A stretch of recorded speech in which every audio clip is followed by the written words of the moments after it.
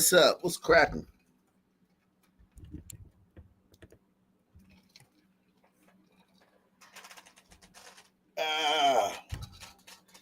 We in here. Another one. Make sure you hit that like button on the way in. Feels like another one. Feel it in my...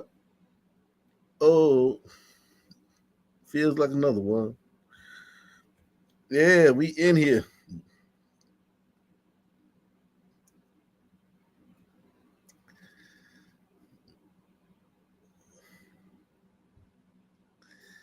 I am in the building.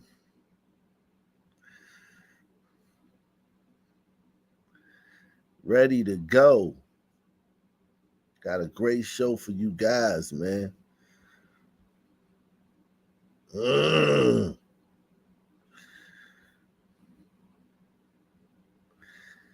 This time.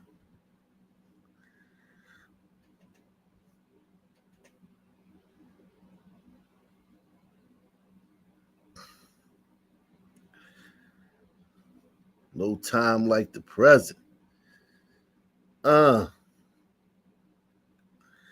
To get it cracking.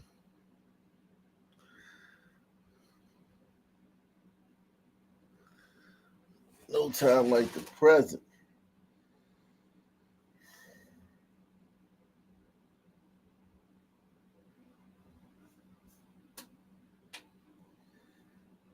We're going to get started early tonight, man. We just want to get started early tonight.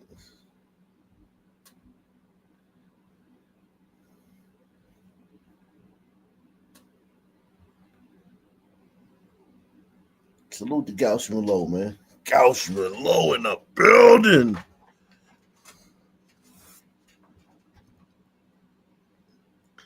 Yeah, man. Earlier stream was fire, man. I gotta clip that up, man. I gotta clip that earlier stream up. There's a lot of good shit in there, man. Got good shit in here. We gonna keep it rolling, man. Arc Nation News is made possible by contributors, contributions from viewers like you. Thank you. There you go.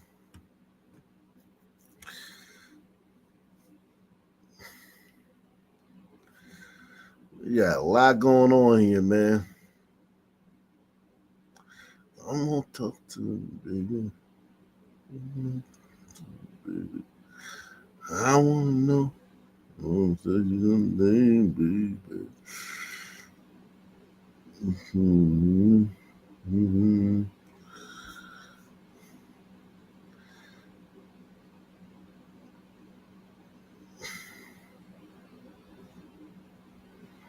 Tonight, one person is in custody. This following a deadly shooting on a Broad Street line train in North Philadelphia. Chopper 6 over the scene there of Girard Station about 7:30 tonight.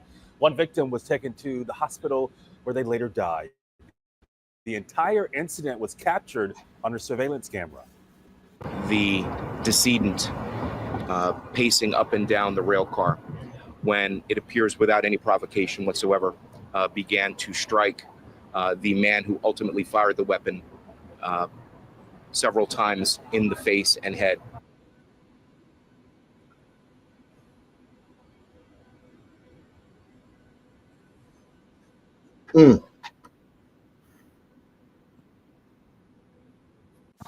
And actually not.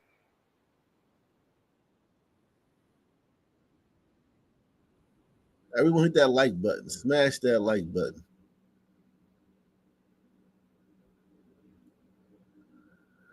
We are here. The ship has to the ground.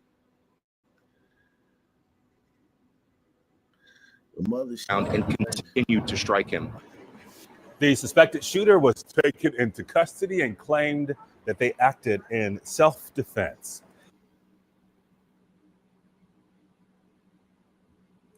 Sounds like he did.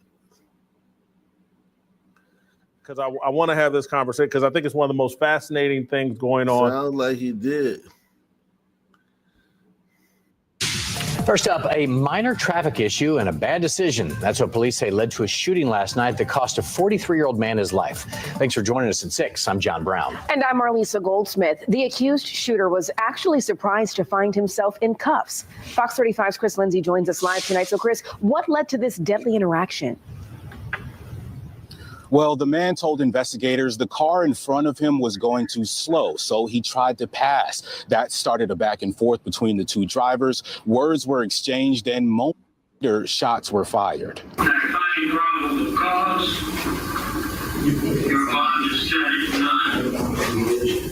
24-year-old Jaden Harris distraught after learning he'll be in jail until his arraignment, charged with second-degree murder after what the Sanford police chief is calling a minor traffic issue ended with evidence markers scattered across the ground outside view on Lake Monroe Apartments. Homicide, evincing a dangerous or depraved mind without premeditation. According to court documents, Harris told detectives 43-year-old Joseph Hall was driving slowly in front of him, and when he tried to pass him, he claims Hall tried to hit him, so Harris followed, trying to get a picture of his license plate. Eventually, the two came to a stop at an apartment complex, and he says Hall boxed him in. The two got out of their cars and began to argue. Harris claims Hall lunged at him, but witnesses told officers they saw Harris run toward Hall, firing shots as he was running away. Police Chief Cecil Smith says Harris had several opportunities to drive away from the incident as he followed Joseph, who was attempting to drive away. Yet, Harris continued to follow Joseph unnecessarily, which ultimately led to Harris killing Joseph. Again, Harris is being held without bond. His arraignment is set for October 7th. Reporting live in Sanford, Chris Lindsay, Fox 35 News. As efforts continue to lower crime across the city of Memphis, the Memphis Police Department is looking to get more officers on the streets. This comes after the department report. Is this not what Trump is doing in D.C.? Is this not what Trump is doing in D.C.? It's the same fucking thing, man.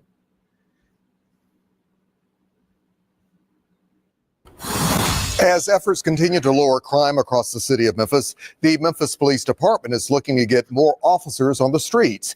This comes after the department reports that violent crime is down 16% compared to last year. WRAG's Quimitra Wilborn joined officers as they work to take down some of the city's most violent offenders. Thank you.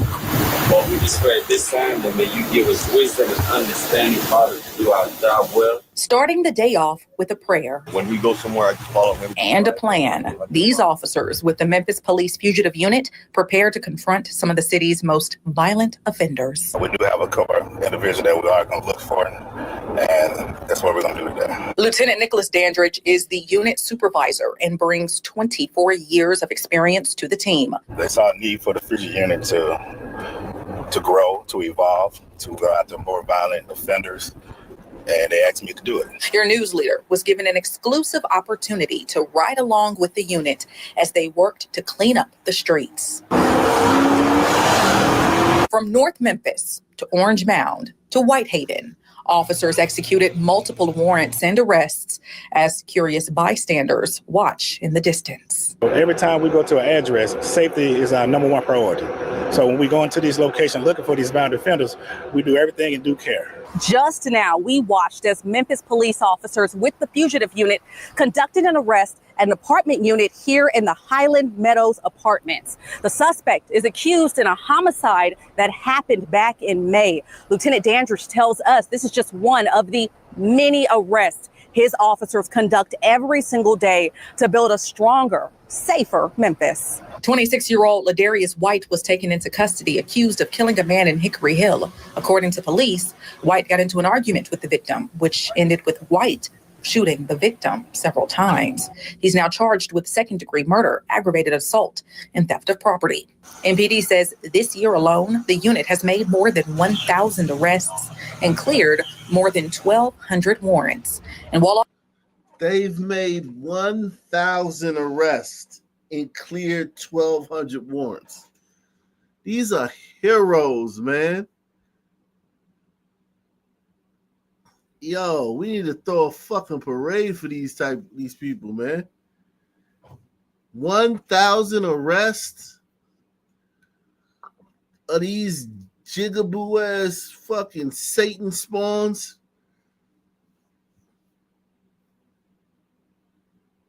What's different between this and what Trump is doing in DC? They act like it's just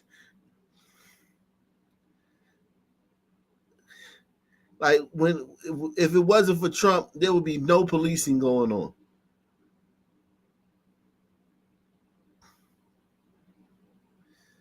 This is what's necessary. This is what it takes to not stop crime, but to just keep it from turning into Haiti. If you don't do this in every single city, your city will turn into Haiti.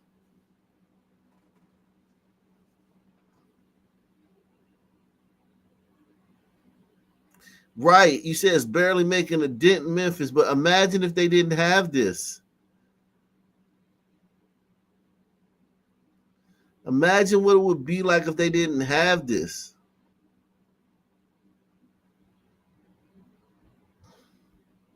With the victim, which ended with White shooting the victim several times.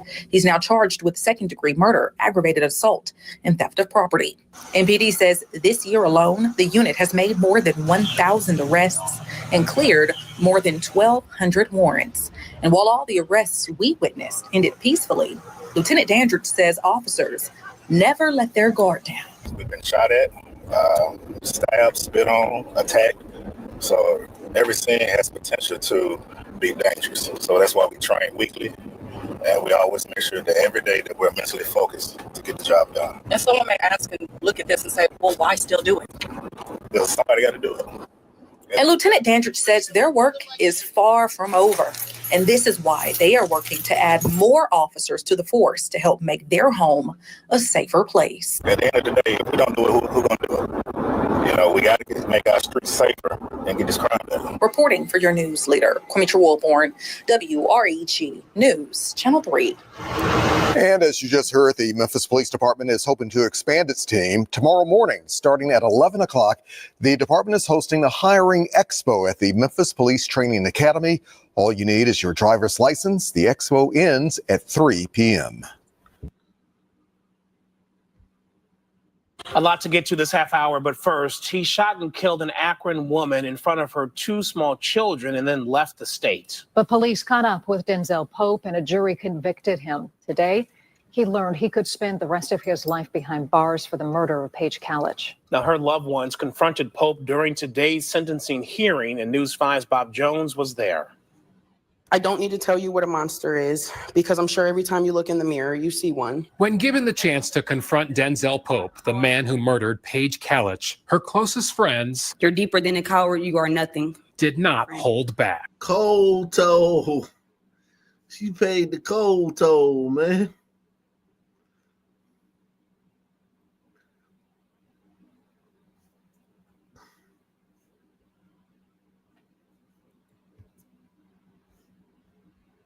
The man who murdered Paige Kalich, her closest friends, You're deeper than a coward, you are nothing. did not hold back. I say to you, Denzel, you are evil, you are demonic, and no mercy should be shown upon you. Prosecutors proved in July of 2024, Pope's sister, Corvette Pope, got into a fight with Paige at the Summit Lake Apartments in Akron. 2 hours later, Corvette returned with Denzel, who used a shotgun to kill Paige after she followed her 3-year-old son outside of their apartment. Paige's 7-year-old daughter was also feet away. No explanation, no justification, just ill intentions. You took her from us, from her kids who will never be able to feel their mother's love again. Neither child was hurt physically, but prosecutors can't imagine the emotional trauma the kids endured. You hope he remembers his mother, but you hope he doesn't remember this crime. And which one he's going to remember, who knows? Before the murder, Denzel was already under investigation in a different case, charged with aggravated robbery and indicted in Mahoning County. But prosecutors say he posted a $25,000 bond to get out of jail in June of 2024. And the next month, he killed Paige. He is one of those guys that I'm glad the judge recognized is a danger to all of us. He shows no remorse. After the murder, Denzel went to Chicago, where he was arrested. On Friday, Judge Christine Croce gave him the max, life in prison with parole eligibility in 30 years. I find that you are a true danger to this society, and it is the worst form of the offense. Earlier this week, the judge sentenced Denzel's sister, Corvette, to 5 to 7 years for her role in the killing. Paige's loved ones stressed 2 children are now forced to grow up without their mom. She loved her children, she loved her family, she loved her friends, she loved her community, and most importantly, she loved her life. And many others are left heartbroken a year after a callous crime took the life of a caring mother. Someone truly rare, someone who made the world a better place by just being in it, honestly. When asked if he wanted to make a statement, Pope said no. He did indicate he plans to appeal the convictions. In Akron, Bob Jones, News 5. Wow. In Louisville, 2 young mothers shot and killed just hours apart. While the homicides are not believed to be connected, LMPD believes there are multiple witnesses. Addie Miners joins us now live from 10th and Chestnut, where a woman was shot and killed walking her daughter to the bus stop Wednesday. Addie? Jennifer, police believe that the suspect was in fact targeting Rhodesia Williams as she walked her child to the bus stop here Wednesday morning. And now what police are trying to figure out is why.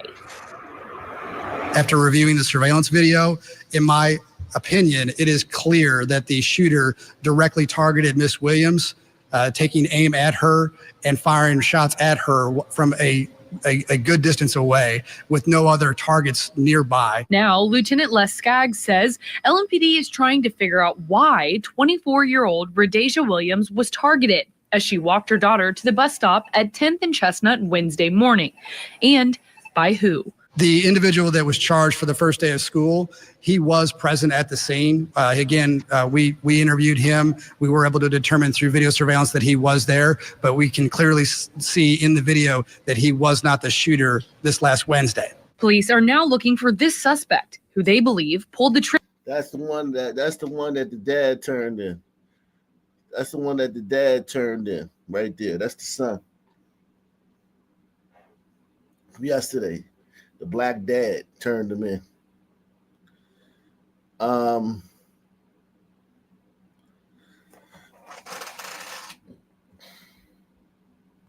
We began tonight with that breaking news from Jeffersonville. Police have named the man accused in a murder and standoff this morning. We want to warn you, some of these details are disturbing. DeAndrea Turner is live in Jeffersonville with what we've learned. Well, Vicki, in the last hour, we know that the suspect now is Bryce Winneck. They arrested him at his mother's house hours ago. And while it is still dark out here, police are still on the scene because this is where they tell me they found the head of the victim, because right before that, they found the victim's body decapitated at his home. And I spoke with some of his neighbors, and they say that they are heartbroken and they are in disbelief. It's just unreal. This is unbelievable. That's how neighbors in the Summerlin Place community describe the uneasiness of learning one of their own was killed. They say it's a quiet neighborhood full of many retired people. It's shocking.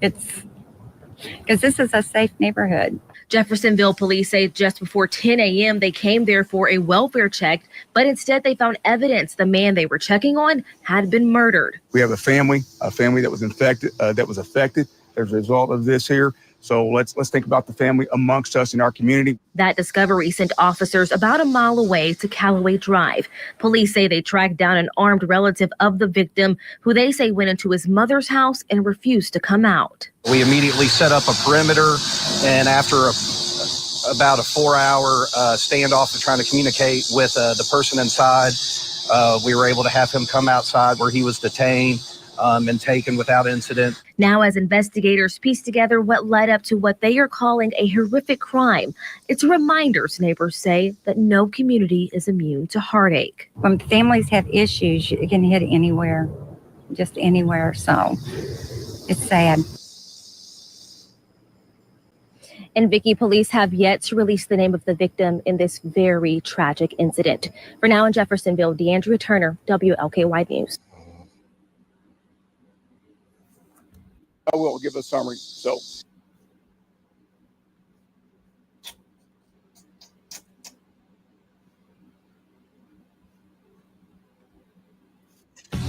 This is Chicago's very own WGN Midday News. Oh, man.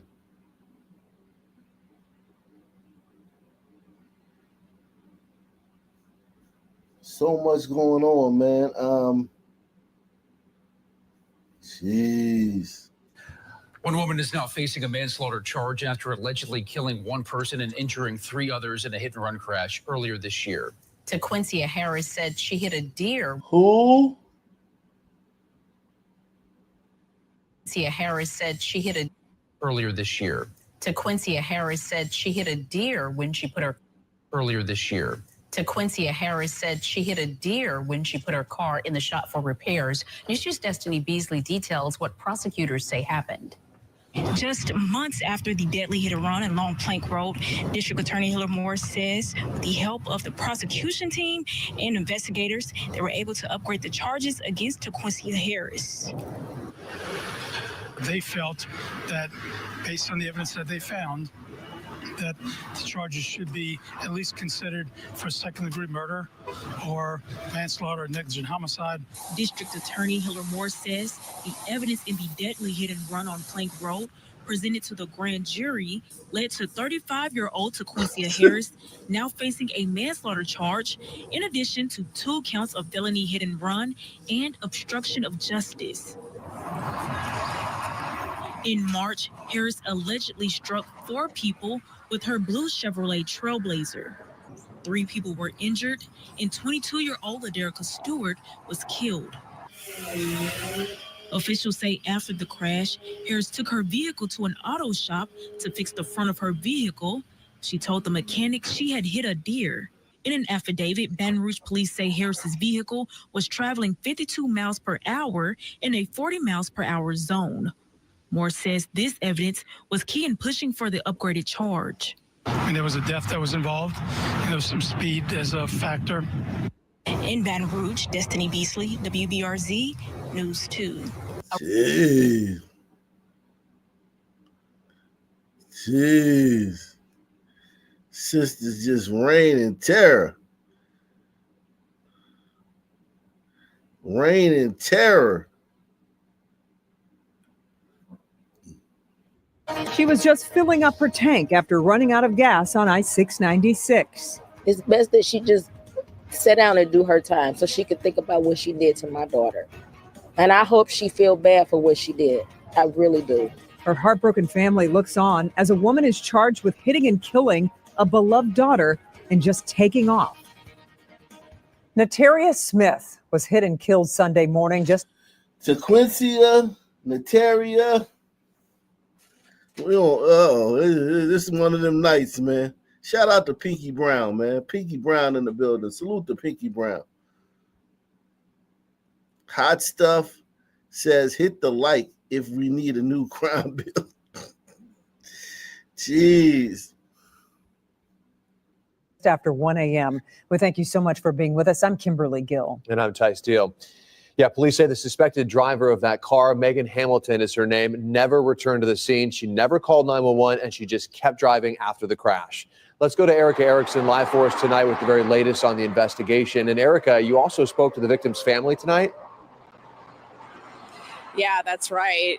Nataria's family, they simply can't believe it. We're right outside of where it happened. They said last week they were busy planning Nataria's 29th birthday, and this week they're planning her funeral. My baby was taken from me, and I can't never, ever get her back. One moment, her family excitedly planning her birthday, but now Nataria Smith of Madison Heights is forever 28 years old. The community has lost a beautiful angel. I mean, just beautiful inside and out. Understandable sobs. Filling a Warren courtroom Wednesday as the 36-year-old woman accused of hitting and killing her, Megan Hamilton, is charged. She did not stop She did not call police. Warren police say after running out of gas on 696 near Hoover just after 1 a.m. Sunday, Smith hit and killed while filling up her tank. You know, it just was a blink of an eye, so it's pretty devastating. Police say Hamilton driving a red-orange Chevy Trax, slamming into Smith, then driving away. But witnesses pulling over to help and giving officers a description of the SUV. They were able to find a Chevy with considerable damage at a nearby residence, maybe about a mile away from the crash scene. Police say Hamilton then confessing to the crime, her attorney noting she has a valid license, no criminal history. She's gainfully employed. She's worked at Chrysler for 15 years. But this judge giving Hamilton a $50,000 cash bond, saying Hamilton only coming clean 9 hours later, after police came looking for her. Why? I have so many unanswered questions, and I don't even know if I'm going to ever get my answers, ever. I want her prosecuted to the fullest. Right now, Hamilton faces up to 5 years in prison, but prosecutors say the charges against her could change because prosecutors are waiting on the results of a late blood draw. 5 years. Up to 5 years. Up to 5 years.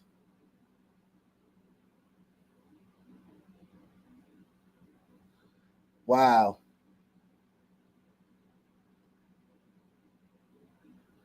These sisters are out of control, man.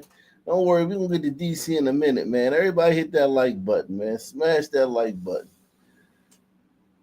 Well,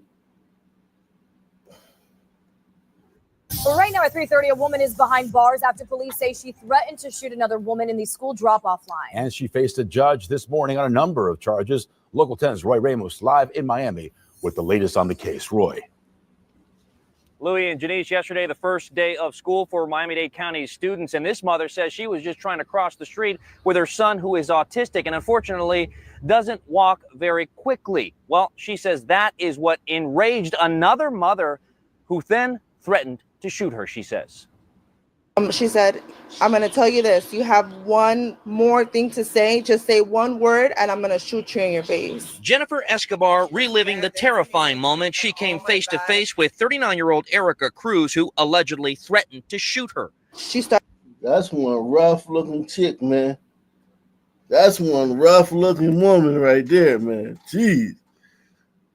Yikes. Cruz, who allegedly threatened to shoot her. She started cursing at me and she just pushed forward and hit me with the car. The confrontation all happening as Escobar said she was crossing Northwest 11th Avenue off 81st Street to take her 6-year-old autistic son to class for his first day back to school at Arcola Lake Elementary. Cruz in her car at the same time trying to get her child to class. She told me to hurry up and I told her, you could clearly see that my son has difficulty walking. But before Escobar could even cross the street, Cruz is seen here in this video, reaching into her purse. She didn't expose it, but you could tell she had her hand on the gun. Escobar telling me it was a passing driver who then stepped in, diffusing the tense situation. Thanks God there was another bystander that was driving, and he said, no, do not pull the trigger. As Cruz walked off, police quickly responded, placing the elementary school on lockdown. To later find the mother leaving the campus with her purse, where inside officers would find a gun and arrest her. She had it inside her purse, but she walked inside the building, inside the campus. All I can say is what a terrible way for your child to begin the first day of school with mom getting hauled off to jail. You know, you have to be an adult and set a good example. Patience. You got to have patience, especially on the first day of class. Cruz remains behind bars right now, facing a number of charges that include aggravated assault to improper display of a fire.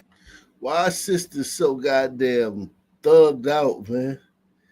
Jesus Christ. They are thugged out.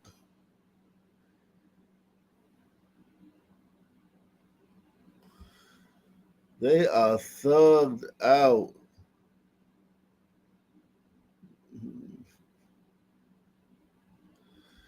Oh yeah, that's what I wanted to do. That's what I wanted to do, show y'all. Let me show y'all this, man. Salute to everybody out there, man. Everybody, man. Hit that like button, man.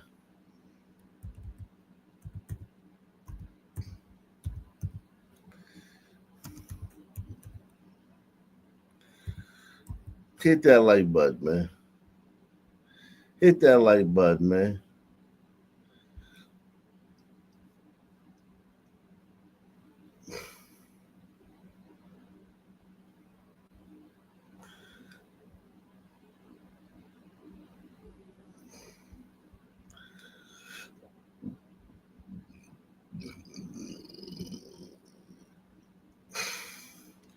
Negroes beat white mob in racial riot. Jeez. Ugh.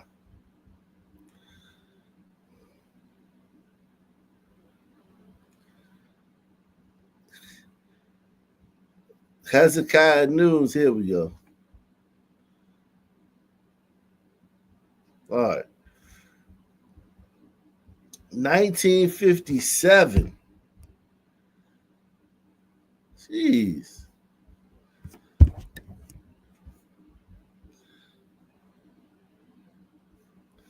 All right, I know what I'm gonna do. I know what I'm gonna do.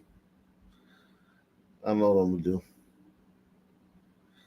Hope it works. Let's see if it works.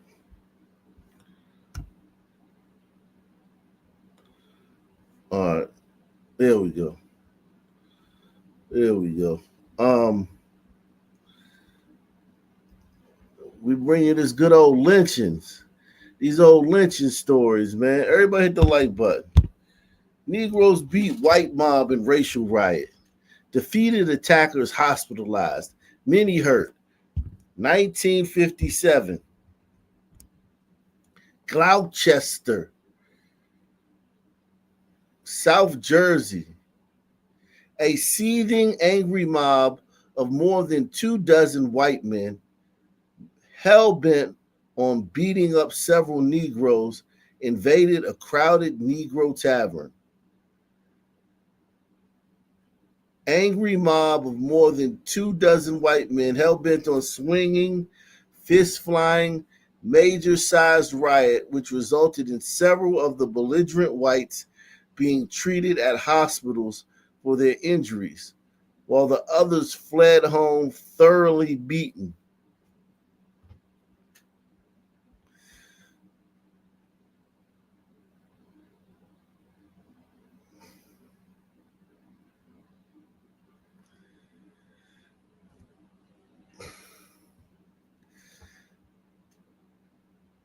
So yeah, the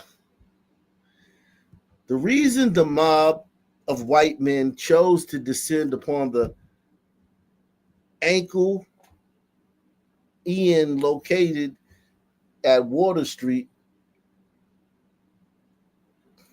near Charles remains a mystery, but Tribune reporters were able to ascertain these facts. A brawl between two customers, one white and the other colored, had taken place in the tap room only 1/2 hour before the riot occurred. The white man had received the worst part of the fight and had left the tap room, angrily declaring, "I will be back." Witnesses differed on the cause of the fight between the two men.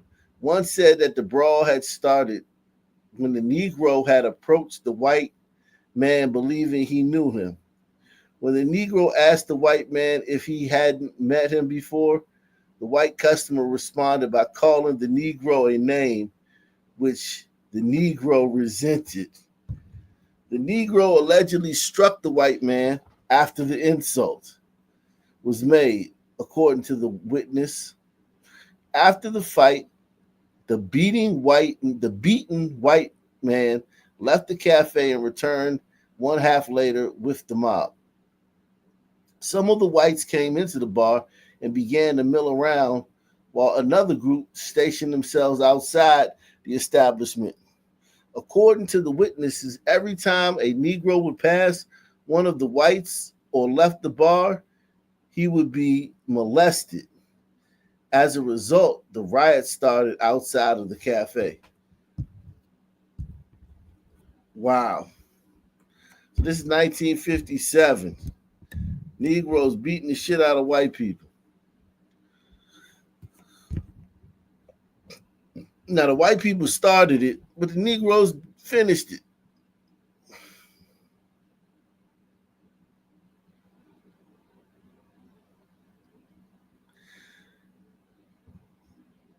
Ock Nation News is made possible by contributions from viewers like you. Thank you.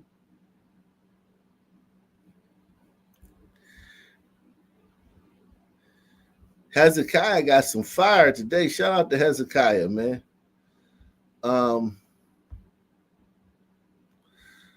Let's see this next one, man.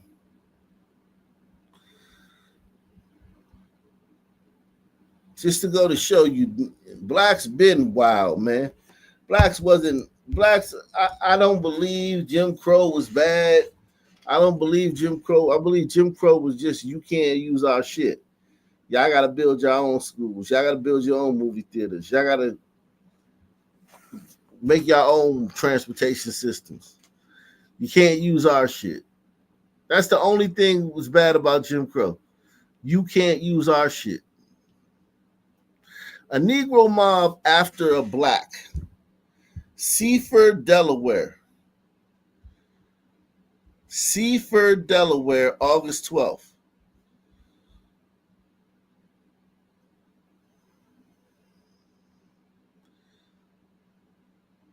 Okay? This is a long time ago. Negro mob after black. Color did not prevent it from chasing child beater. Seaford, Delaware, August 12th, pursued by an angry mob of his own race, Andrew Jones, a Negro, was compelled to flee for his life last night. Neighbors hearing screams emanating from Jones's home saw the Negro beating his 16-year-old daughter, Gertrude, with a bed slat. Just as neighbors broke in the door, it is alleged the girl fell unconscious to the floor, and the crowd made a dive for Jones, but he managed to escape through a back door. The Negroes formed a posse and, armed with guns, pistols, and clubs, pursued. Many shots were exchanged. 2 Negroes were slightly wounded. Gertrude said her father became enraged because she had been keeping company with a young man whom he objected to. Negroes are keeping a close watch for Jones, and if he is captured by them, he will be roughly dealt with. So this dude is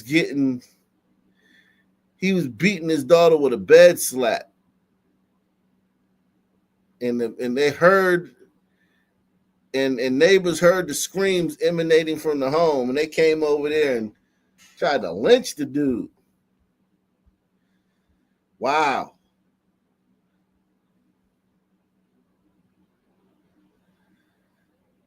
Yeah, sister was fast. She was fast.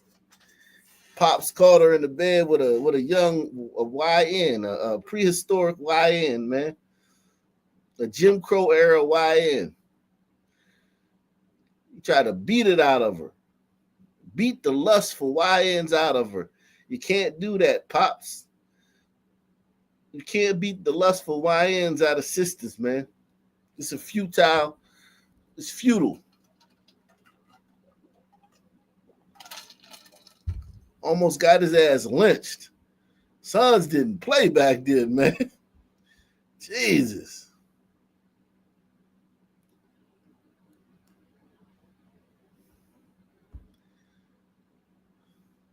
Sons didn't play back then, man.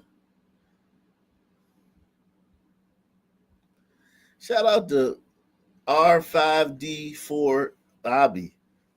He says, sons are tall liars since I saw it on Oprah. Yeah, sons be lying, man. These boomers, some hella lies. Look at this one. Look at this one, y'all. I'm going to drop the link shortly.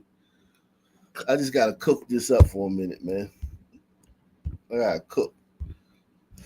Mob of 500 Negroes attempt to lynch white game owner.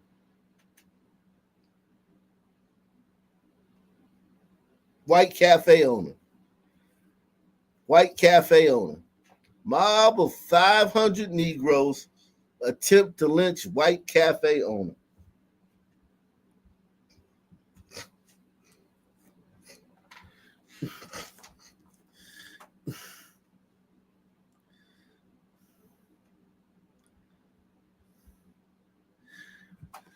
They charged that he shot a woman. Winston-Salem. Last Saturday, a mob of 500 Negroes attempted to take the law in their own hands and clamored for the quick lynching of a white man. What? Hold on, man. This can't be happening, man. This is not what we were told, man. Last Saturday, a mob of 500 Negroes attempted to take the law in their own hands and clamored for the quick lynching of a white man. Only fast action by police prevented the necktie party from taking place. D.L. Worst, a cafe owner, was saved from the mob by quick police action as shouts of "hang him," accompanied by hurled rocks, followed the police car, which whisked Hearst away to safety of the city jail. So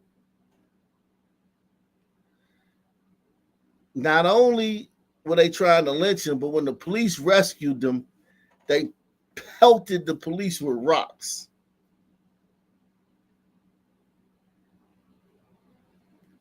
A mob of 500 Negroes. He is charged with shooting a young Negro woman, Hattie Cook, when she and a group of 15 companions entered his home thinking it was part of a dance hall at which a dance was in progress. She is in the hospital here with a jaw fracture and other head injuries. So 15 Negroes walked into this guy's house thinking that it was a party, a dance. He shoots one of them, and 500 niggas come and try to lynch him. The incident occurred early this morning when Worst's wife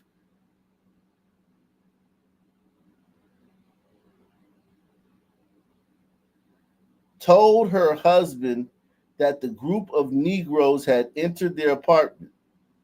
Worst warned them twice to leave and then fired into the crowd, according to the story he told police. Moments later, a crowd of angry Negroes began to gather. A neighbor called police, and the squad of Negroes and white officers was sent to arrest Worst and to prevent further disorder. Jeez.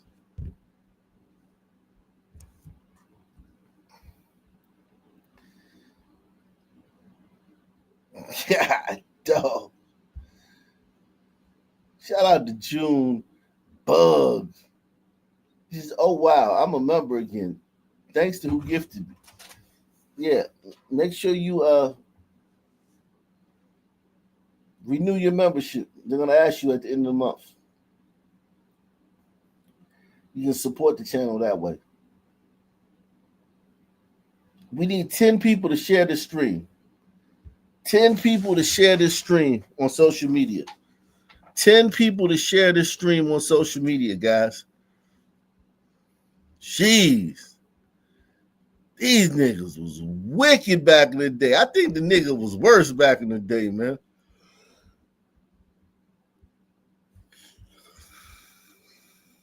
Listen, the Negro was worse back in the day.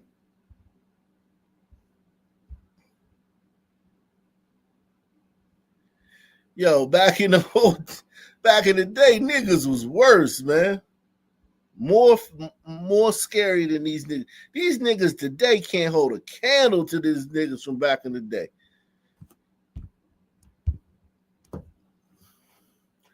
Negro mob invades town. Troops are rushed to protect whites in Hartford, Illinois.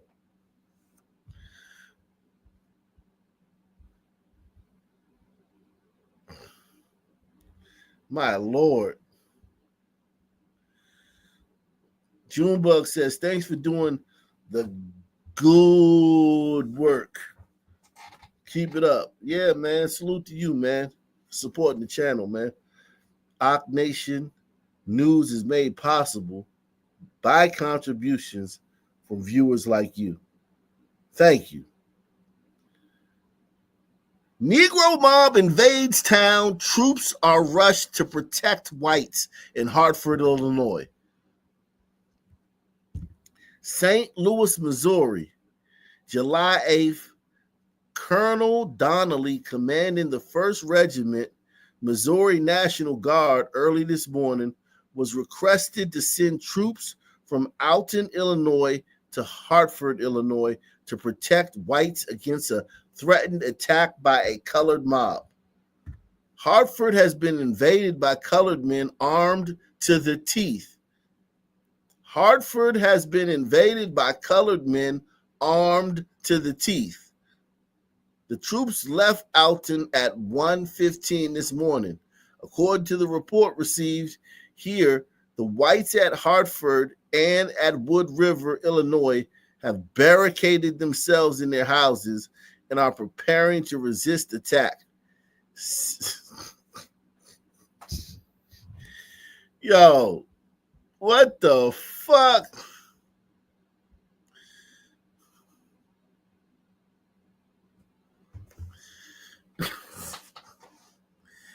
I thought black people was... Yo, this ain't the picture we were painting. This ain't the picture they painted for us, man.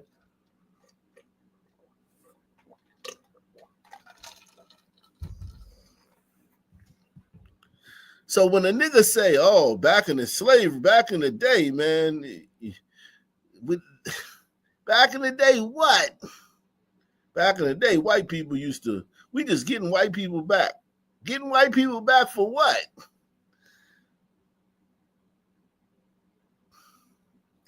Oh, man, it's different now. Different than what?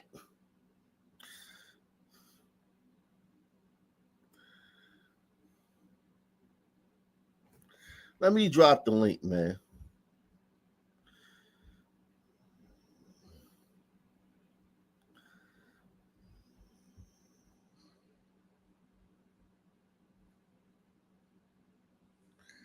Jeez, Louise, man. My Lord.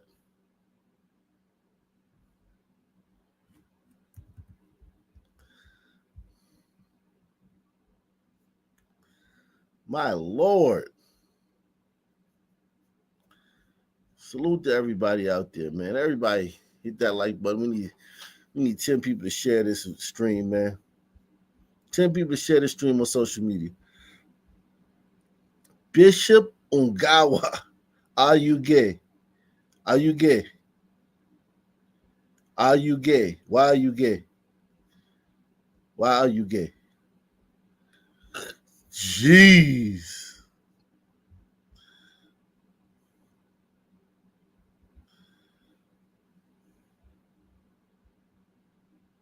That was 1917. 1917.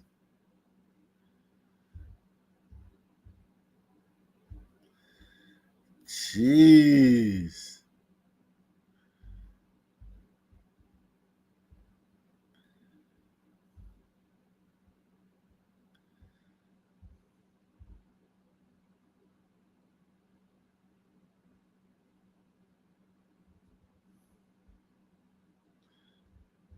Jeez. What's going on, man? It's cracking. Yo, what up, Bach? What's happening? Jeez. I love hearing about these goddamn Reconstruction era YNs, man. Goddamn sharecropper YNs. Yep. They was on some different shit though. Like they was not to be fucked with. Cause they had that, they were like hardened and gristle. Yeah, Like, manual labor jobs and farming. That- And, yeah, them niggas are strong. yeah, that's back when fucking 18-year-olds looked like they was fucking 45 and shit. You ever saw like you ever watch basketball, like rewatch 70s basketball? Them niggas was like 25, looking like fucking looking like they were 45, bro. You saw Nate Thurman and Yeah. shit. Them niggas look old as shit. I think also these guys in the early 1900s, they were veterans of wars too. They fought in the Civil War, the Spanish-American War, the World War One. A lot of these guys was veterans. Yeah. Jeez. I mean, 500 niggas. I thought, didn't they say only it was illegal for 3 blacks to congregate? Didn't you hear that? Have you ever heard that shit? Some shit like that? I heard that before. All them lies, man. Yeah, straight up lies. Angry Negro mob, 2 white suspects in Birmingham bomb. So it says, Birmingham, Alabama, an angry mob of Negroes handed out severe thrashings to a pair of white men who were caught as they fled from the scene of a bombing in a mixed area here. Niggas was quick to handle some shit. Quick to lay hands on a white man, right? Don't think twice about it. Yeah, and all the books and stuff. They're like, oh, the white man just bombed me. I'm gonna go run in my house. Come to find out, niggas is handling their business, man. Right. Straight up. Local police refused to divulge the names of the men who were beaten, but revealed that the suspects were believed to have been involved in a plot to stage a mass bombing of Negro homes. When separate blasts were heard at the home of William Blackwell and in the open field, Negroes poured from their homes and took out after the 2 men, who were seen running down the street. When police arrived, they found the pair all tattered and covered with blood, and an angry mob of Negro residents seething about them. Police said it appeared as though Confederates of the men had deserted them by driving off when the Negro homeowners bolted angrily into the streets. Damn. So their homies left. Their homies like, fuck it, we out of here. You on your own. I would leave too. Shit. Why? You a white man. It's the 20s. All you gotta do is tell them, look at them hard. They're gonna put their head down and start dancing the jig. Or they're gonna shine your shoes, right? Yeah, all you gotta do as a white man, you just look in a black man's general direction, then he gonna take his hat off, crumple it up, put it next to his chest and shit. Say, yes, boss. Yes, master. I don't want no trouble.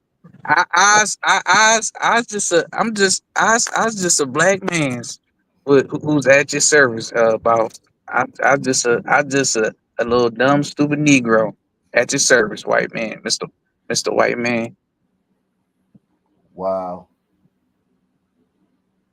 The action served to point out the fact that Birmingham Negroes have gotten sick and tired of the bombings and are just about ready to do something about them since police action in this respect has been so lax. Newsmen were told by the assistant police chief, J.C. Lance, that the beaten men might have something to do with plans to blow up many Negro homes simultaneously. The Blackwell home ripped by the first explosion had been occupied by the Negro family since June 2nd. It is located in a formerly all white neighborhood, which is in the process of changing over to Negro ownership. Okay, so the niggas came and invaded and basically just took over these white people's town. Oh man, they just moved in and the white people was resentful. Okay. Oh shit! Wait, is this like the precursor to white flight? Now these white folks was trying to stay. They was trying to get these niggas to move. They was trying to get these niggas to take flight. Oh shit! Oh, this is like before they adapted their the strategy. Before they adapted white flight. Yeah. It's before they realized these niggas ain't gonna go anywhere. So you just might as well get the fuck up out of there. Yeah. That's crazy. Several. Wow. It says several bombings have occurred in the neighborhood within recent weeks. Several months ago, a huge cross was set ablaze across the street from the Blackwell house. The blast, which brought irate homeowners charging into the streets in search of their quarry, took place while the Blackwells and their 3 small children were asleep. A shattered window showered broken glass over the 3 children. Immediately after the blast, a car sped away quick. Wow, hold on. Let me Oh yeah, you gotta remember, fathers were built a little differently back then too. Yeah. Yeah, they I can't tell. Oh yeah, a little bit. I guess a little bit. I guess they was built a little different. But they taking it in the ass from these niggas though, man. yeah they still were they And still it weren't makes on sense though. they weren't on timing. It They makes deserved it though. sense. So It makes sense though if you think yeah. about it. Like Yeah. think about it, yo. Blacks, this how blacks act, man. Why would they have acted any different back then? Yep. Ain't calling the police or nothing. Nope. We just gonna handle it right here. And look, I Yeah. assure you one thing. I This guarantee you one thing. Back then as well, like today, if law enforcement showed up, they would have been fair to these son words. Oh they yeah. probably were protesting police brutality back then too. Oh yeah, definitely. You know what I'm saying? I Not like I it's all. believe the cops was fair though. I agree with that. Because from all these stories, we don't we the cops arrest the white guy. First story they arrested the white guy after he got his ass kicked. They arrested him. They didn't arrest none of the niggas who kicked his ass. Right. But again, if you let these son words tell it, they're gonna tell us how cops were donning hoods. Yeah. This is crazy. I'm fucking tired of their bullshit that us allowing them to say the nonsense they say all the time, bro.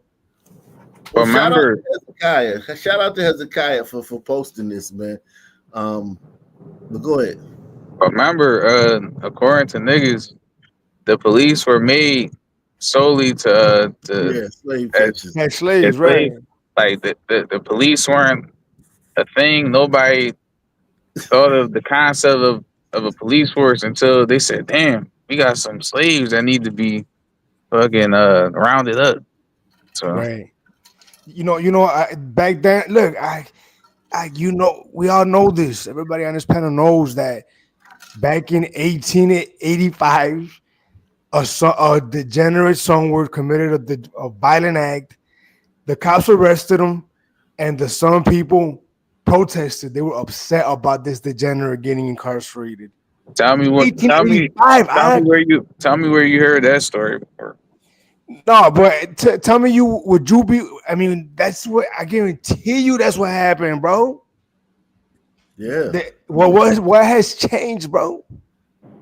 We got social media now. Now, not only can niggas galvanize, in person, now they can fucking complain online all day and cry Right. about police I brutality shit you online. not, bro. I shit you not. One day I came across a front page on the Chicago Tribune from like 1966, right? And it got my attention because the main story was Richard Speck. Remember that white boy that killed all those nuns? But a sidebar on the front page was out in Lawndale in 1966. In Lawndale, 8 cops were shot. I was like, what the fuck? So I did my research on it. I did like 5 different sources, right? 8 cops were shot out because the police conducted a traffic stop of some bank robber, son man, and the neighborhood came down on the cops and freed the son man, right? But they were protesting like profiling for some bank robbing somewhere, right? To the extent that Dr. King came and spoke on the behalf of the son word. We ain't never free at last, man. He was a fucking bank robber. Yeah, man. Look, bro. What has changed, Ike? I don't know why people say black people support criminals. I don't know why they say that. That story I just told you, you could have sworn it happened yesterday. This is 1899. Negro mob releases prisoner. Lenders of the crowd resist, and a race war is threatened. Mount Holly, North Carolina, October 31st, 1899. Sunday, John McDaniel, colored, struck Robert Irwin, white, a blow which may prove fatal. Damn. This nigga hit this white man, almost killed him. Wait, hold on. Earlier. Is this like the 1899 version of Carmelo Anthony? This is the 1899 version of that video we saw earlier where that white boy said nigga. Man, that shit's crazy, bro. You saw that one, will you? No, but it sounds crazy, bro. Holy shit, that nigga stopped his ass. We hit him hard, yeah. You know what? I think it's fair to say, Ike, that the biggest mistake the Gliders did was not picking their own cotton. The Negro was arrested. The Negro was arrested and locked up. A secret organization of Negroes battered down the doors of the jail and liberated the offender, who made his escape. An unsuccessful attempt was made to arrest the leaders of the Negro mob, who resisted. At a late hour tonight, the town is apparently quiet, but every white man is armed, and further trouble is expected if the Negroes persist in defying arrest. Irwin, it sounds like today, bro. Can you man, imagine those son words and the shit they were talking to those cops? I mean, I picture it in today's terms, but I'm sure it was the same. Like, you bitch ass nigga, man, you ain't shit. Your mom's a bitch, nigga. Take off that vest, nigga. You know what I mean? Like, imagine it back then. Same shit. Yeah, but probably just like, in the the slang of back then. They weren't using the N-word back then, though. Man, go, you jive turkey. Yeah, it was called niggas jive turkey. Nah, jive turkey is like the 70s, man. Well, you know what I'm saying, though. Cracker. Sprightly, sprightly. Yeah, something like that. Yeah. But yeah, go ahead, Jack. It says Irwin, the injured man, is not expected to recover. Bloodhounds will arrive early tomorrow morning to take the Negroes' track. So they did bring in like the police to try to find the niggas who broke the other son man out of jail. But the fact that they did that, though, you know what I mean? Like, no Yeah. fear. Yo, Some men have no fear in this yo, time. yo, niggas go so hard for criminals, dog. Right. This is such a consistent theme Yeah. throughout It'll always history, be. dog. God damn, Always. niggas go, niggas crash the fuck out for our Right. criminals, bro. Damn. It just makes that narrative arc of like the sun man, like folks taking out their hat, folding it to the white man. Yes, sir, no, sir. Fuck out of here, bro. I'm telling you, the sun man, I can't even picture the sun man being the sun man cool as a cucumber. Always. Negress slaps teacher.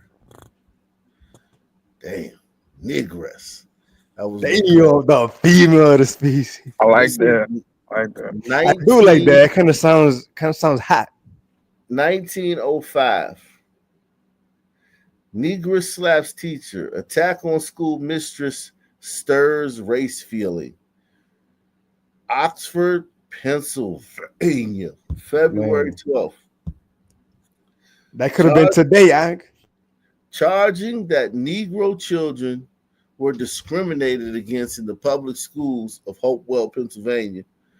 Rebecca Johnson, a Negro resident of that borough, attacked the school teacher, Miss Rachel Hudson, slapping her in the face and abusing her until neighbors went to the teacher's assistance. So she beat the shit out of that white lady. The assault has incensed the townspeople, and race feeling, which always has been bitter here, has been excited to a dangerous pitch.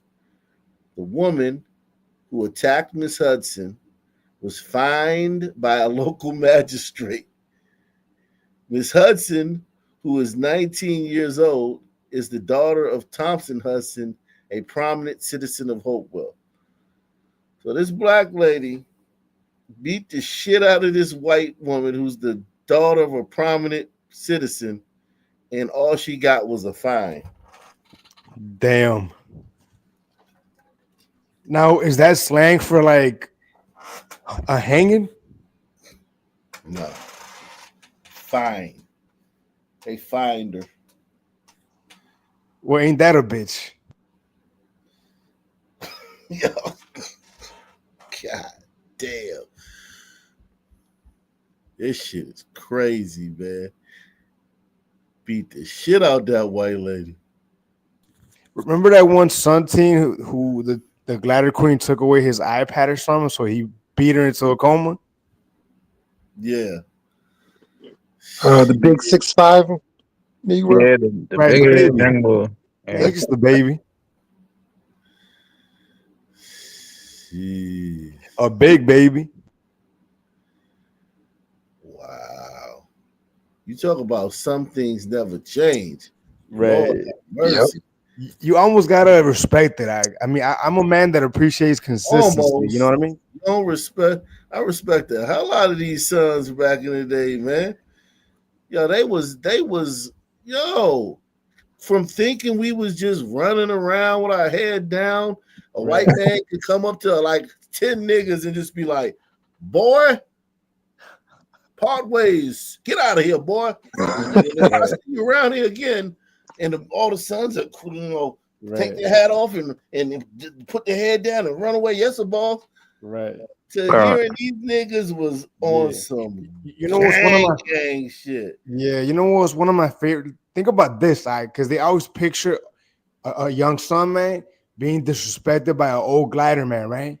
Watch out, boy. Could you imagine if they're beating the dog shit out of the elderly today? Can you imagine if an old white man disrespected one of these young kings? Nothing. I wouldn't put nothing past none of these dudes. Bro, any nigga try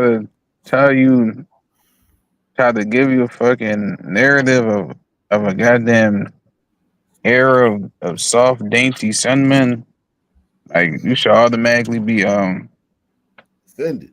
Should automatically be on a high alert, bro. Your bullshit meter should be turned up to 100. Yeah, You like know, I wonder how. what kind of son man was you in your day? Like, think about it. Like, you telling on yourself because it's like, who was you hanging around?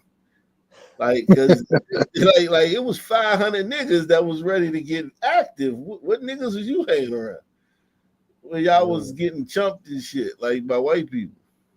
Right. That's probably them same academic Negroes that be writing all the books and shit. I don't believe that they was getting. Like, I believe they knew what time it was, man. They was the ones. They was. I mean, they Like the agitators. think about it, if you got exactly. If you got eyes, man, you could see this shit. If you could read the paper, this ain't like some secret. These are out of the newspaper. All these stories is straight out of the newspaper. This is what was in the newspaper. Chinese restaurant dirty. This is 1908. Chinese restaurant dirty. Health office inspectors will seek warrants for violators of law. In their inspection of Chinese restaurants, the health inspectors say they found in one instance a Chinaman washing his feet in a sink used for cleaning dishes. On another occasion, they found a celestial asleep on the kitchen floor, they say, with a quantity of celery as a pillow. Warrants for the arrest of the proprietors of the cafes in which these conditions were found will be obtained today. The restaurants are in 7th Street and Pennsylvania Avenue, respectively. The premises are described as generally unclean. Chinese cafes, the inspectors say, are about in the same condition in respect to cleanliness as other restaurants. Proprietors of several restaurants were warned. In view that the Chinese are, in many instances, ignorant of the regulations, the inspectors recommend that they be given time to comply with the law. This the same shit now. Like you go to carry out, they got a goddamn sign on the door, they closed. Health inspector, they failed the health inspection. That's the same shit that go on now. These motherfuckers ain't learned shit in 100 years. God damn, ain't that a bitch? Same shit in the paper as back then as is now. Yep. Man, I'm still stuck on the Sun violence from back when, Chief. It's just disgusting to me how we're told this narrative. You know, it's disgusting, bro. It's funny with the Chinaman. Calls him a Chinaman. Yeah. That's what they used to call him right not too long ago. That wasn't no slur. That was just Yeah. what you called the motherfucker. I've heard that before, like Chinaman. I don't think that's that uncommon. Yeah, things don't change though, Ak. You're right. They stay the same. It's a Yeah, slur now, though. the faces is the only thing that changed, man. Not really. You think they were using rat and cat and all that back then too? Man, yeah. everything. Yeah, they was still fucking eating fucking dogs and shit. Yeah, probably. More so, because they were, you know what I mean. They was straight from China. They wasn't even the ones that like China wasn't like it is now. China was like old China back in the 1800s. You got them hardened bristled Chinamen. Yeah, they definitely were like threw a cat and a dog in the goddamn a nice big pot, seasoned it with some soy sauce. I could see that. So let me ask you this. Was it also the Juice Crew back then that had the gliders Yeah. at the mercy of some man? Juice Crew always been the Juice Crew though. They always been the Juice Crew. They always been the same way. Even back in the 1400s, the 1200s, even Jesus' day, they always been the same, man. You ain't know that? But what I'm saying is, I mean, people tell us that today the reason that the gliders don't handle some words is because of the Juice Crew and the propaganda, right? Well, I mean, you got to think. I mean, the Jew school need the sons now. Like it might have been other societies where the Jew school didn't need the sons. They you know they need us now. Like because we like they you know we serve a purpose for them here. You know what I'm saying? But you know, I mean, I think the Jew school has always been, you know, merchants, Sons, you know, sons are underhand very useful in their role. I give them that. selling shit, you know, banks, you know, media. I'm sure, like, if they had them little, like, vaudeville films back in the day, like, hey there, Mr. Donald, and all that shit, they was the ones making them shits back in them days, man. I Yep. believe Jews have always been the Jew school. Niggas always been niggas, and white people always been white people. You know, and hombredos always been hombredos. We're learning more about a community activist and gun violence survivor who says he was wrongfully detained by Norfolk police back in June. Cameron Bertrand announced today that he has plans to file a lawsuit against Norfolk police over this ordeal. Our Markeisha Jackson breaks it down for us. I don't feel much better today than I did yesterday or even 53 days ago when this incident first occurred. June 21st, 2025, what was supposed to be a day of unity. I can still look back on that day and think about the people that I heard screaming or the voices that I heard yelling for help or the bullets that flew over my head. Took an unlikely turn. To know that I was in a space where I went out to help somebody for the same help that I needed the night I got shot. According to Cameron Bertrand, he, a longtime community activist and survivor of gun violence himself, was attending his Juneteenth gun violence awareness event in Norfolk when gunfire erupted. Bertrand was close to the scene near 700 Lincoln Street. He rushed to help one of the gunshot victims. While doing so, Bertrand says he was arrested by a Norfolk police officer who Bertrand says was using excessive force. Bertrand was later charged with obstruction of justice. On Friday, he was in court for the charge. Ultimately, Norfolk Commonwealth's attorney, Ramin Fadahi, decided to withdraw the charge. In a statement, Fadahi said, "I consulted with Norfolk police and we concluded that it would not serve the public interest for Mr. Bertrand to be prosecuted." Did the right thing by not pressing those charges when, you know, the city of Norfolk, not the city of Norfolk, but the police department, when they did the wrong thing. Bertrand's attorney says the arrest still doesn't sit well with his client, announcing Friday that they plan to file a lawsuit against Norfolk police. 100%. 100%. They can absolutely expect that to come down the pipeline. Bertrand and his legal team plan to have that lawsuit filed in the coming weeks. Markeisha Jackson, 10 on your side. American chestnut was one of the dominant trees in the eastern hardwood forests. It was a fast-growing tree, one of the fastest, one of the largest. What the hell? We're learning more about a community. Yeah, that son man just stirring up trouble. He just stirring up trouble. Fuck that son man, man. If you want to be an activist, man, and stay out of trouble, man. Stop trying to fucking make the police look bad so you can still be cool with the homeboys and shit. Marquisha. Bro, I'm gonna start a petition, man. You gotta get black people to stop naming their kids. Just let white people do it. Jeez. Marquisha, god damn. I feel like niggas just like I don't like just throwing darts at the wall and whatever happens, happens, bro. That's what the fuck. Yo, I wonder if these niggas asked their parents, like, when you name me, did you think, yo, that was a fire ass, yo, we're gonna name our daughter Marquisha. Yeah. That's it right there, yeah. Marquisha Jackson, yeah. Yeah, that's Jesus Christ, bro. God damn. Think about the worst, bro. Jessica wasn't good enough. Tiffany, Marquisha. Son's got a bad man. That's one thing that's different too. Like sons back in them days spoke better English. They named their kids. They gave their kids decent names, man.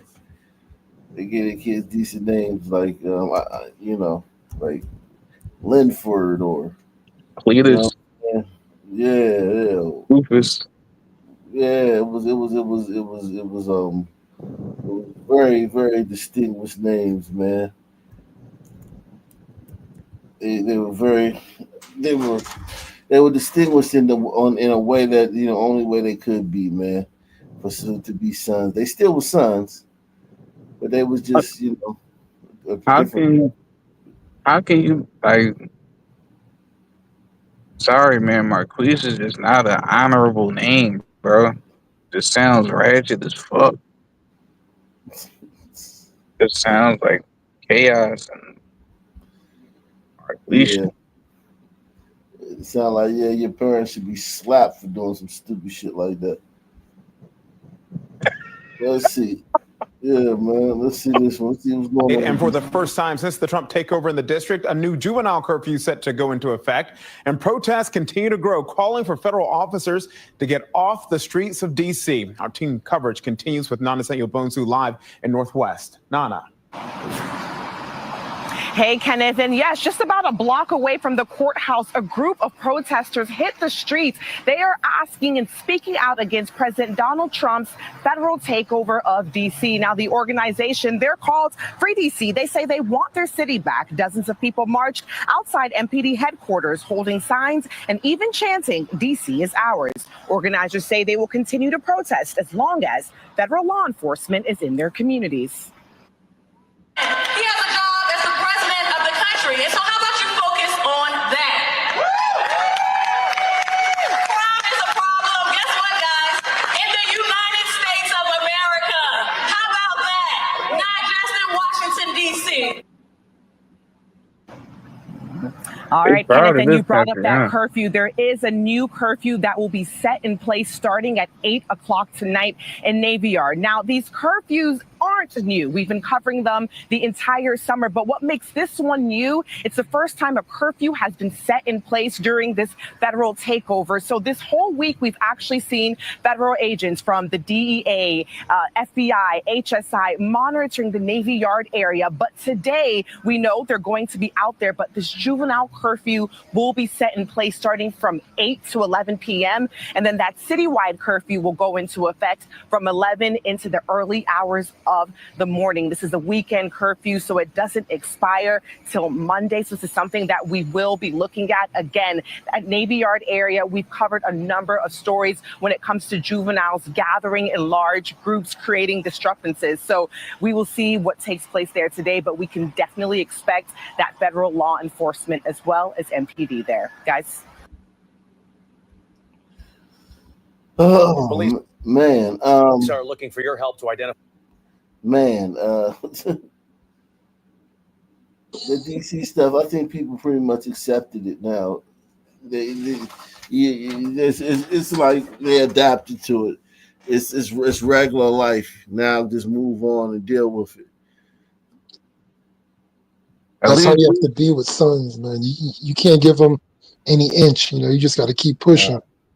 Yeah. Force it on them. At least Africans with those crazy ass names at least has like some sort of tribal cultural significance. Even though it sounds crazy as shit, I can understand it. But niggas, nah, bro. Yeah. Yeah.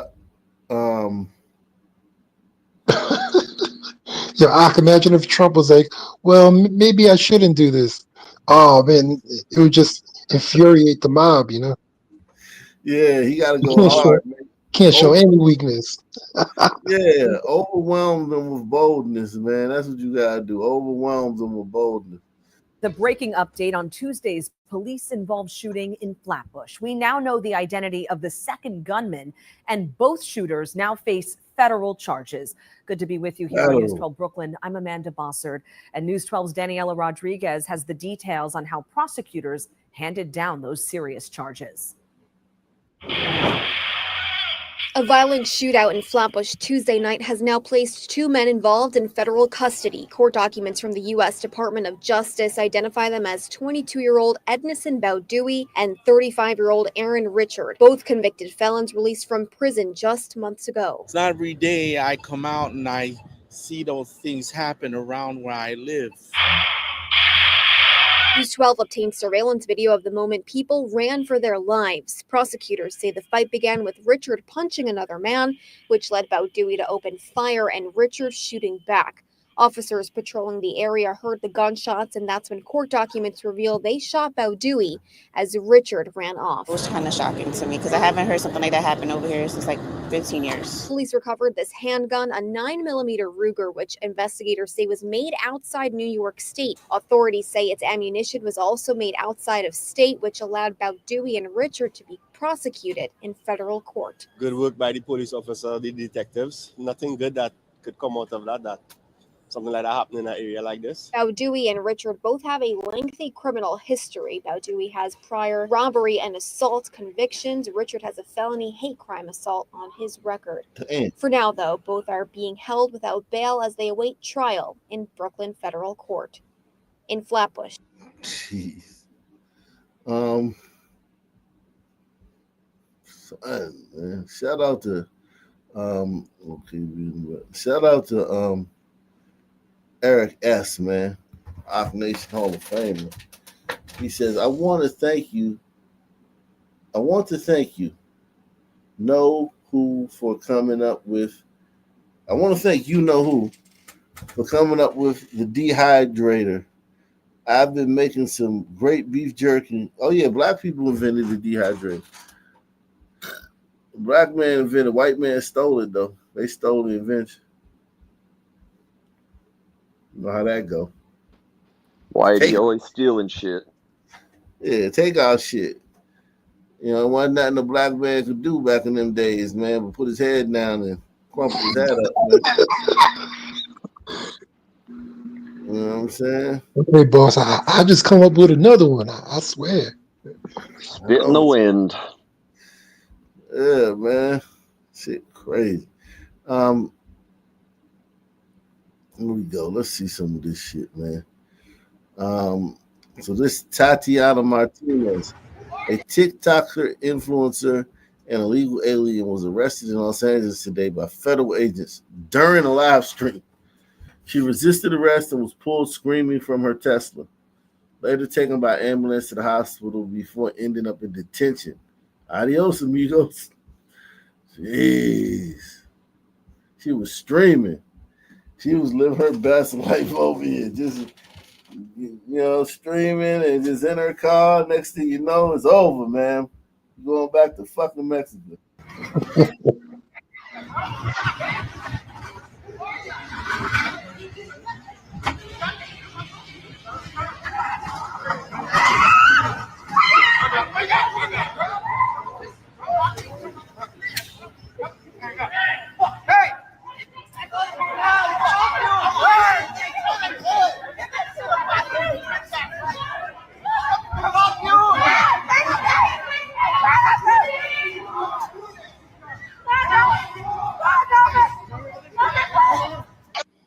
Espérate, no, güey. No, espérate. Wait. Espérate, me voy a dejar, pero espérate. Espérate, me voy a dejar, pero espérate. Espérate, me voy a dejar, pero espérate. Espérate, me voy a dejar, pero espérate. Wait. Espérate, me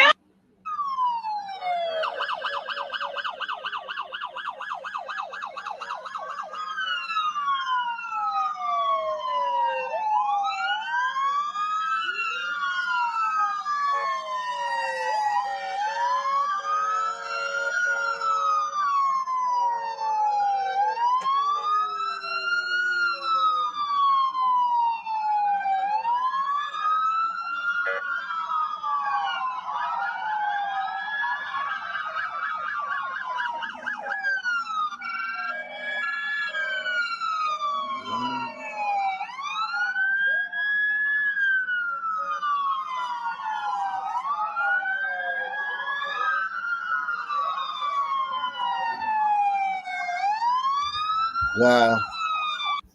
Um, let's see what else is going on here. Shaquita.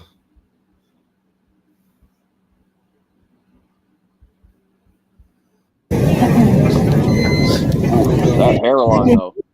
Excuse me. Thank you. I'm first. Excuse me.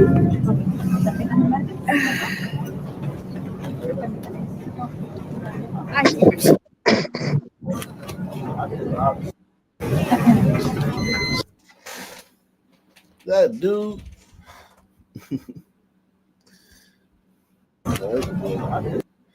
I think that's a woman, but she had a dude looking face, man. Shaquita, you wouldn't have did that in front of a bunch of sons. If that was a bunch of goddamn Spirit Airlines sons, she wouldn't have did that shit. She Hell wouldn't have bust no. in front of them niggas. Nope. You know, that would have been a brawl. She did that to white people because she know white people reasonable. Salute, salute the driven A111. He says, a while ago, you just said that sons spoke better English and named kids better back in the day. So the DNA gets worse. LOL, culture, my man. No, here's the thing.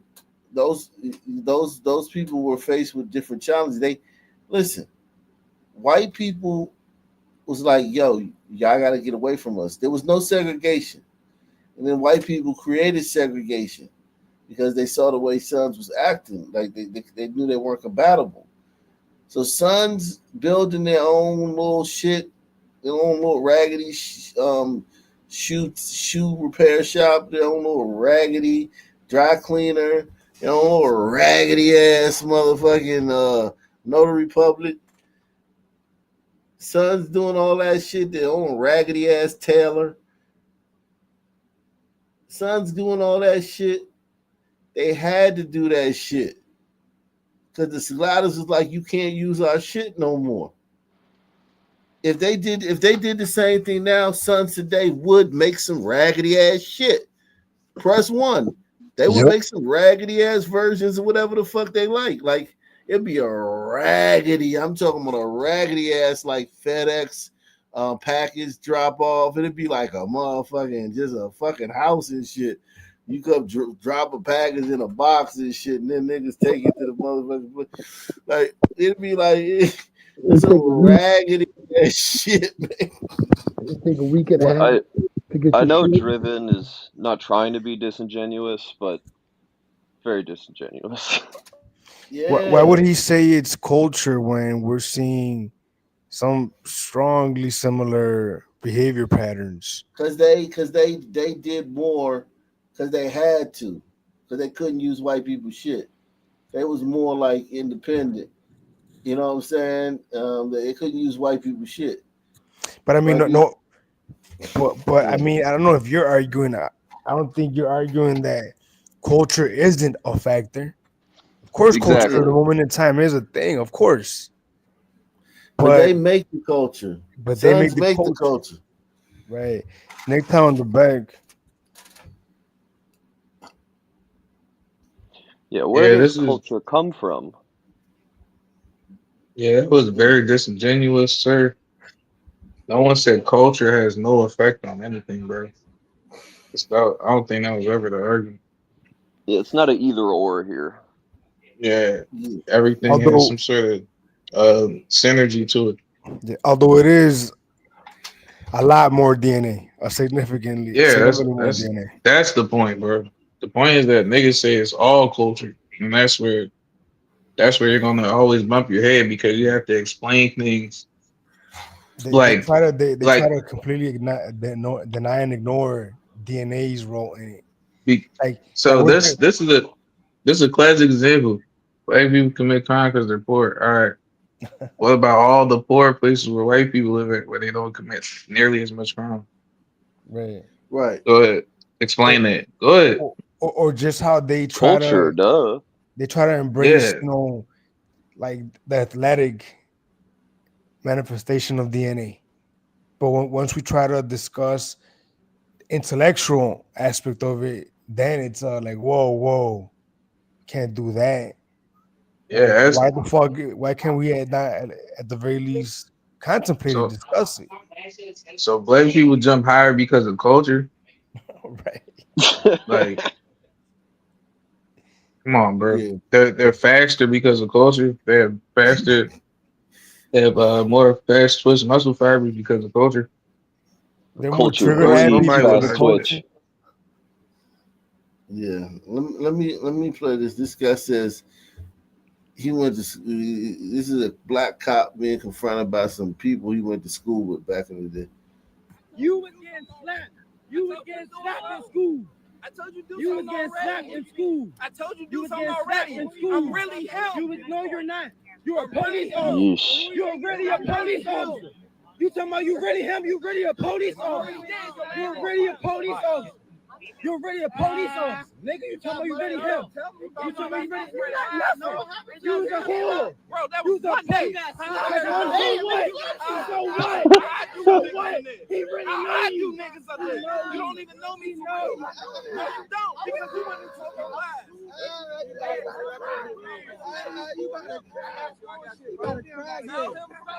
See you later, buddy.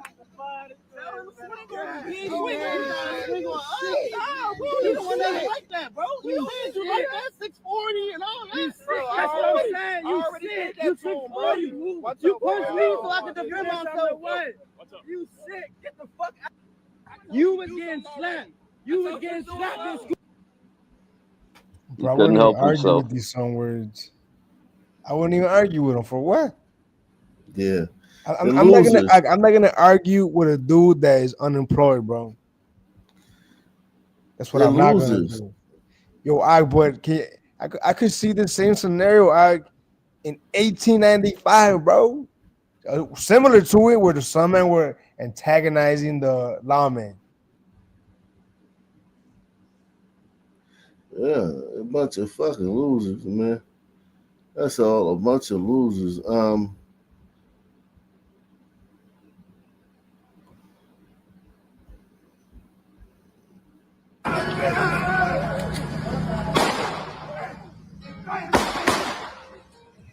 Damn. Jesus Christ. Son's a lot of shit on tape, man. A lot of the shit that Son's got on tape right now is just wicked. Oh shit. This shit right here. This is public service announcement, man. Careful Is this what you say. you were covering this one earlier? Yeah. These fucking have my fucking thoughts, nigga. That's even worse. Uh-oh. I have the pass. Yeah. Yeah. Bro, what is going on? Yo. That was a hell of a punch. Gotta give it to him. He summoned the ancestors, bro. Yeah, that was the type No of punch, bullshit. yo. That was the type of punch, man, where it's like, yo, that punch will straighten you out, man. Like that dude, he ain't gonna have no problems out of anybody who in that room ever. But them other dudes that saw that, he got the don't ever message? have to lay a hand on none of them. All he gotta do is he but don't even gotta get him to look. He don't even gotta get him to look. They know. Man, again, that punch he gave him, was under the impression that his ancestors were being harassed and targeted by gliders. Yeah. Throughout the histories. Yeah. And being called a song word and again, his ancestors taking it. That's what he thinks, Chief. I used to argue with niggas in Discord. I said, yo, as a grown ass man, crashing out and being ready to risk your whole freedom over a white person saying the word you don't like, is to me it's fucking insane, bro. Objectively. Very emotional. But this dude wouldn't have lost his. It's on camera that the white dude said nigga. Like, God damn, that was a mean punch. He That didn't was even whew, he didn't even use the ER somewhere, right? It was that was a the mean A punch somewhere. though. That was Yeah, that totally punch was unwarranted. mean. Woo. Yeah, you felt that one? Yeah, I felt that one, man. That was. I mean, I've like listen. I've hit people That's a like that. demon punch. I've hit people like that, and I've been hit like that, man, by sons, man. Like I know how Every sons hit hard, Jack. Yeah. Well, how did they that they video hit end? Did he to apologize? they hit to injure you, bro. Yeah, I heard sons you. I thought hit it was to hard, kill you. man. Sons hit hard, Jack. But usually when we watch these videos, the sons don't hit hard in these like little brawls and shit. They be hitting motherfuckers and like that was the first punch in a while I seen was actually like a real son punch. You know what I'm saying? Real sun punch. Yeah, seriously, that's how sons punch, man. Sons hit your shit, they hit you hard. And That's every how I son, imagine. That's how I I'm imagine aware. everyone those sunmen handle that glider crowd back in the day that attacked them when they finished it. and That's every what I every envision. son, every son. Well, 99% of sons that I watched that video, all you had to do was say, "Oh, Oh you said hell the N yeah, word. bro. Oh, you said the N word. Oh yeah, you can do whatever to him." Yeah. You, Kick him you in the can head a delete couple them. Fuck times on the it. ground. Damn, that is Then they'll crazy. say some bullshit like, well, For you the know, culture, you could use your freedom of speech, but your freedom of speech don't mean you free of consequences. right? They love But saying that shit, man. he's lucky it was a suburban son. A regular son would have tried to stomp him out. Yeah, Nah, right. for real. Yeah, Once he hit the ground, he would yeah. have stomped his head. Well, how do we I know he think didn't though, though? I think he know like when he hit sometimes you know when you catch a good one. I think he was like, yeah, that was a clean because you don't usually get a clean shot like that because the person is usually moving. That was a clean, like that was a textbook punch. And I think he was like, all right, he was satisfied. He was And satisfied. Right. I Wow. think the glider at some level he was expecting a punch. Like he knew he was gonna get hit with something, but It he didn't wasn't sound ready for like that. it. Yeah, he froze. He He froze said I got up. the pass. I think I heard him say that. Yo, but that was a nice house though. Let's see what this juice crew talking about. What kind of Let's see what forms? this juice What's up crew with those talking about. Subscribers and glasses, others, bro? it's David Hoffman, filmmaker, with another clip. This clip from 1979, it's actually quite amazing. So I'm in Chicago and I'm doing a documentary on the information age, the coming of the information age. And one of the things they promised was a paperless office. Do we have a paperless office? Do you have a paperless office? I'm reading paper all the time. I love paper. That didn't happen. So I'm in this office environment and I'm looking for workers who are just going to describe what kind of paper they're dealing with. And I asked this woman, would you talk to me? And she says, yeah, but I got to be honest. And I said, absolutely, be honest. So this is 1979 Chicago. And what you're seeing is a work print, a work picture. It's all I have. It was in my basement. I found this film. I processed it into digital and I see this wonderful woman. So she's blunt, she's honest, she's charming. I wish I knew who she was, so I should thank her for being in this YouTube clip. 1979, paperless office. Are we going to see it? What is she dealing with? Give me some idea of where we are, how much stuff there is here, what it's used for, problems you have dealing with it all. Is it mountains of it? We have over 600 items in this corporation, about 300 of them forms. We have problems every day, mountains of them. Should Well, look we like a have freak. the place open 2 hours each day, whereas the departments in our corporation can come down and pick up supplies and carry them out in their arms. She is. At this time, we have all kind of questions like no one knows the item number, wrong item numbers, wrong descriptions, you name it, we get it. Run through, not all 300, but forms. What kind of forms do you have? Just name them. as many as you can. A long list of forms. That's everything in the building. Everything is written on paper. If you make a phone call and you need to return it, it's written on a memo pad. If you want to have someone to do another job, you usually write it down maybe if the boss isn't around or if help isn't around. Do you ever feel that you're sinking under a mountain of forms or an ocean of... At least once a week. A week.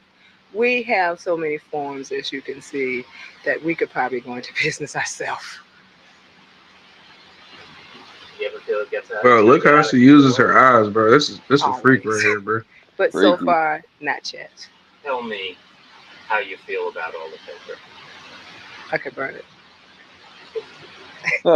Is that good? You think it would make any difference? Oh, yes. I would probably burn my paycheck. I'm going to ask you. I like your I'm gonna tell glasses. you a word. You tell me what comes to your mind. Bureaucracy. Can that be any bigger? Couldn't say it.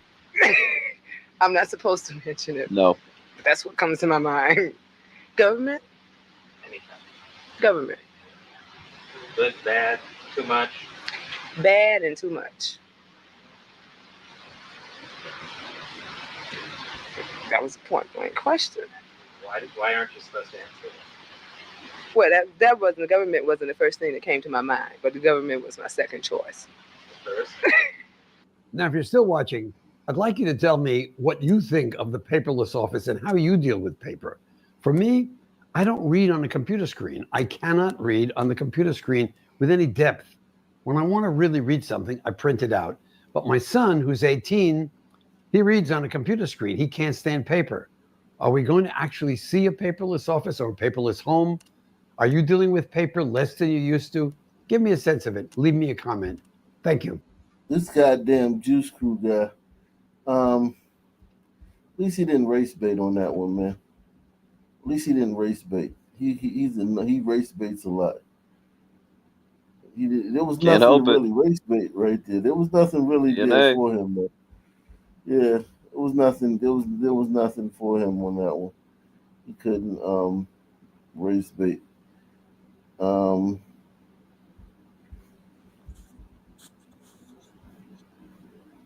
Wow.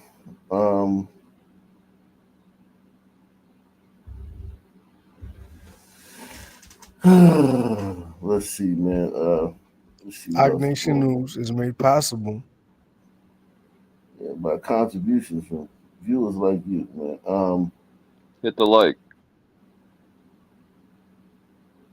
Let's see. Oh yeah, we I think we saw this one before. We saw this This is Betty Brown's first day at Kingston. Yeah, we saw this. Let's see this one. Mrs. Rabb, you have 4 children, the youngest one of whom I understand is 8 and is in the 3rd grade at Como. Yes. Under the judge's plan, Judge Brewster's plan, he would be bused to an all-white school in the cluster that includes Como Elementary. Do you think that the quality of education he would get under this plan would be better? Well, yes, in a way it would be better. But if we, as a group or as a community, we had the same facilities as the other schools have, we would have a better education out here. You mean if Como Elementary had the same materials as an all-white school? Yes. You mean teaching materials like Yes. books? What's different about the materials that comes into Como and that goes to all-white? Right. Thank you, Mr. I Whiteman. have worked in different places, and there are differences in the books. The white children receive better books, good books. Better Our books. children receive bad books. Plus, they have been torn from time to time, taped together, and then when at the end of school, the teachers say you have to pay for the book, which is wrong. And Oh can my you give me God. some ideas outside of the materials in the books why this is, in your opinion? The teaching, is it any different or what? Yes, the teacher's different. For this reason, I noticed that in the 1st grade at the white schools, they teach phonics because I've had the opportunity to be at home when the children come in from school and they would ask for magazines, old books, cut out words. Yeah, these are the white children in the white home where you were working. Yes. Mhm. And They would cut out different letters each day by different words. They would learn these words and the meaning of these words. In other words, if they want a letter for M, it would stand for something. And our children, they came home each day without anything or without asking for words for phonics or anything. They just come in and say, I'm home. Why do you think that the anti-busing whites have taken the stand that they have in opposing the busing? There are some that do not wish to see our children in the same school or same room that their kids in. Just simply opposed to the racial The racial and integration? the color, yes. Mm-hmm.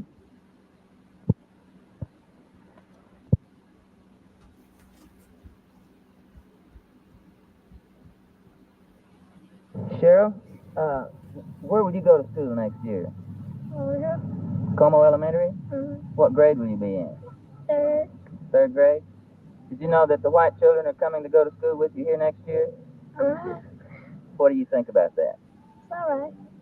Have you ever been to school with white children before? Mm-hmm. Some of them. Uh-huh. Where was that? Over here. What about Gary? Are you going to school here next year? Yeah. Man, oh my God. About Clowning. to unleash the goddamn zoo on that little white school. You'll be going to school with some, let me see, no, will white school children go to school with you here or not? Do you know next year? Jeez. Uh-uh. Do you like to go, have you ever been to school with white children before? Would you like to go to school with white children? Yes. What? Oh man. Why is that, do you think? I don't know. Would you like to go to school No with white children? respect. You make me no difference. What about, would you like to go to school with black children, Carmen? Huxley. Nope. I never tried it. Never tried it? Oh no. Would you come to, if you were told to come to this school next year, would you mind coming here? No. You used to live near here, didn't you? Mm-hmm. But you went to Used school to. where? Richland Hills. Where did you live from here? What direction? Over this? Over that way. About how far? 2 blocks. And then how far was it to the school you went to? 2 miles. 2 miles? They spoke How'd you so get much differently back then, man. a school bus? Mm-hmm. It's like completely The It's a different. shame. school you went to, was it all white? Yes. And all the children on the bus with you were all white? Yes. Let me see, We have Robert, come regressed here. so Come down much. this way. You used to live over here too, of course. Being Carmen's brother, you'd have to, wouldn't you? Yeah. Where did you go to school? Same place. The same elementary that your Yeah. sister did? What if you were to come to this school next year? Would you enjoy it? Yeah. Why is that? I don't know. You like black children? Kind of. Uh-huh. Yo, what kind of questions are these to ask a kid, bro? What the bro, this is weird. Black children? Yes, I do. Do you like If they black come to children? school here next year, What? would you mind going to school with them? Yes. Yes.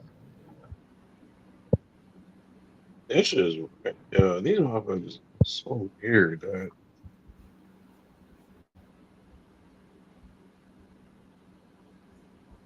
Yeah, I man. believe a lawyer would say it's a leading question. Mm.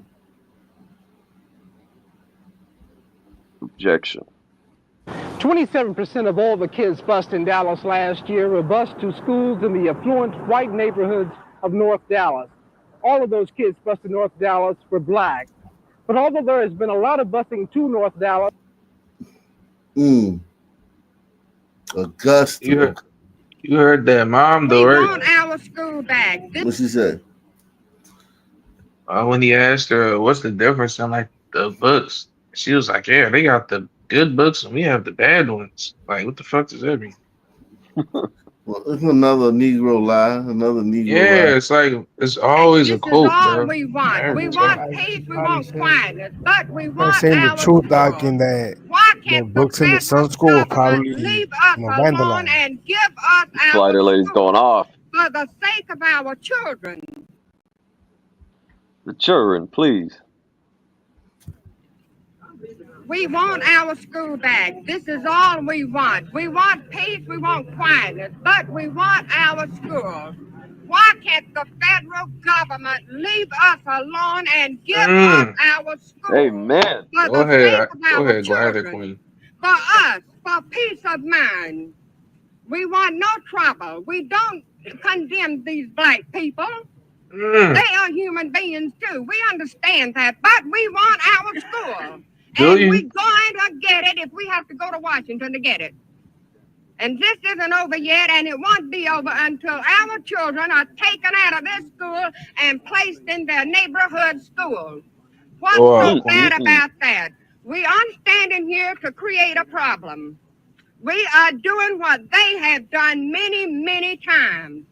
Now, is that wrong, people of this world today? Is it wrong that we stand up for a change? For the first time, we are standing up for our rights. What is He's wrong so about based. that? And why did he have to come over here? To order us to do what they want us to do. Now we're not going to do it. That is over. These people fight for your rights. And I mean fight for what you think is right and what's in here to fight for. You got a heart, you got a conscience. Fight for it. And give it all you got. And I mean the people of the world today better do it. Because if they don't, they're going to be dominated throughout this world by this federal government, which is dominating the world today. No matter who you are, black or white, if you feel that it's right, fight for it. But fight for the right thing. Don't create a disturbance, You're but kind of fight losing me, for lady. what you got. You were really on And fire. for what you Yeah, work she hard losing for. steam now. She needs to just be quiet.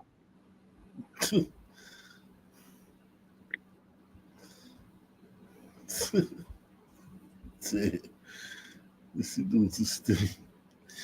Jesus Christ.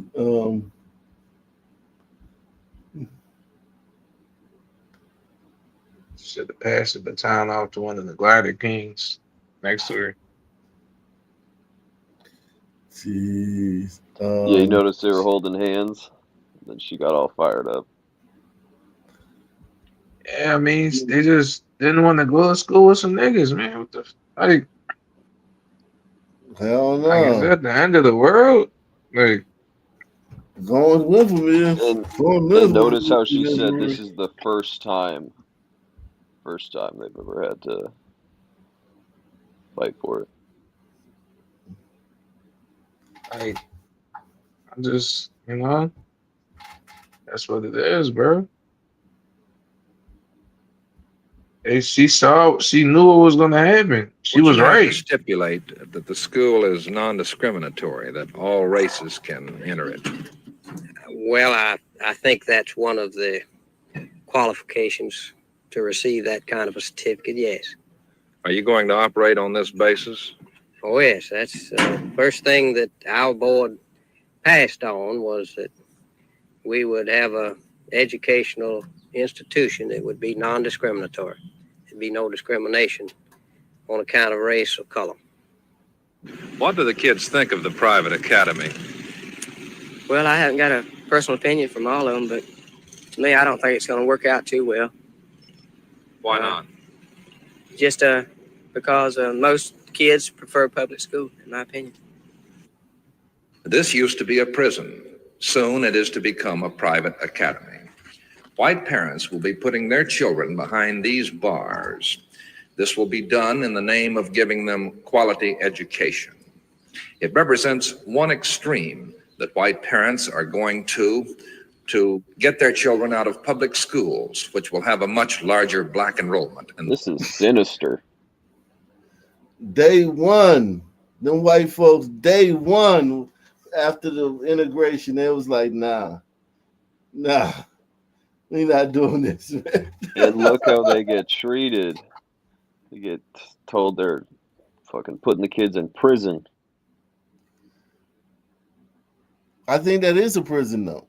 Like that they had to like yeah, make but it the way the news is leaning into it is just dripping with propaganda. Yo, to get away from sons, think about it. If you just had a normal school, where kids go there, like maybe there's 2 or 3 fights a year, or let's just say there's 2 or 3 fights a month, right? It's boys will be boys.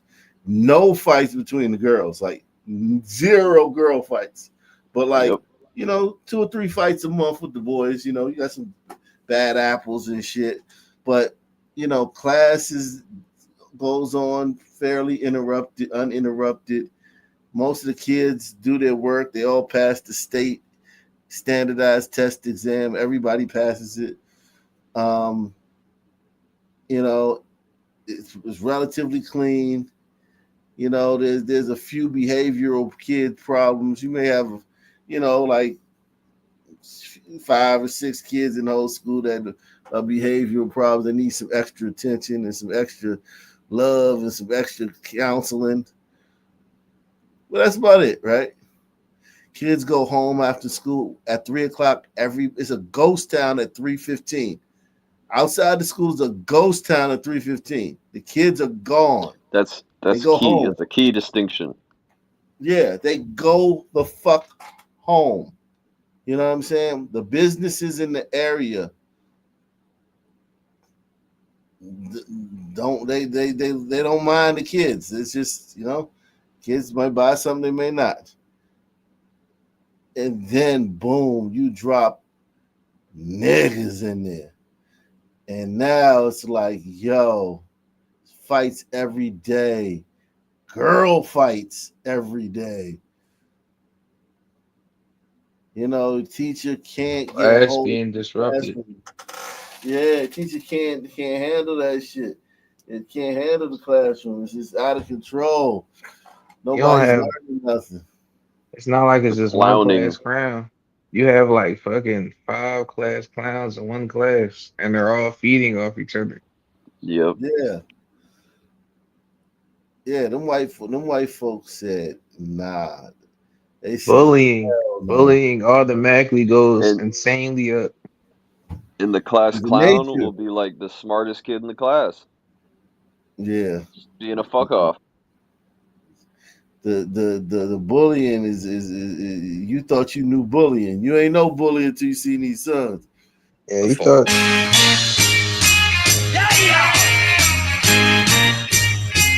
They say our big can't be your one and only. Just found around. Well, I should think so. We're a charitable organization operating an educational institution, and I think we'll qualify. I don't think so. Do you?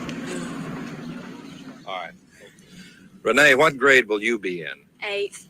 And will you be going to school for the first time here in Hawkinsville? Yes, sir, I will. Where are you going? I'll probably go to the private school. Are you going there by choice? Or? No, sir. Not really. Well, my father wants me to go to the private school, but really I'd rather go to the public school. Why? Well, I've gone to a public school all my life, and I really don't think there's anything all that much wrong with it, because all the kids I know here in Hawkinsville that I've met are going to the public school, and not many I know are going to the private school. Do most of them prefer public schools here? Yes, sir. It means going to school with a lot more blacks, doesn't it? Yes, sir, it does. But that doesn't disturb them? Well, it does in a way, and some of them are saying there's going to be a lot of trouble, and I feel there might be a little bit of trouble when they go over there, because I'm not used to going to school with that many colored children, colored people to school. So.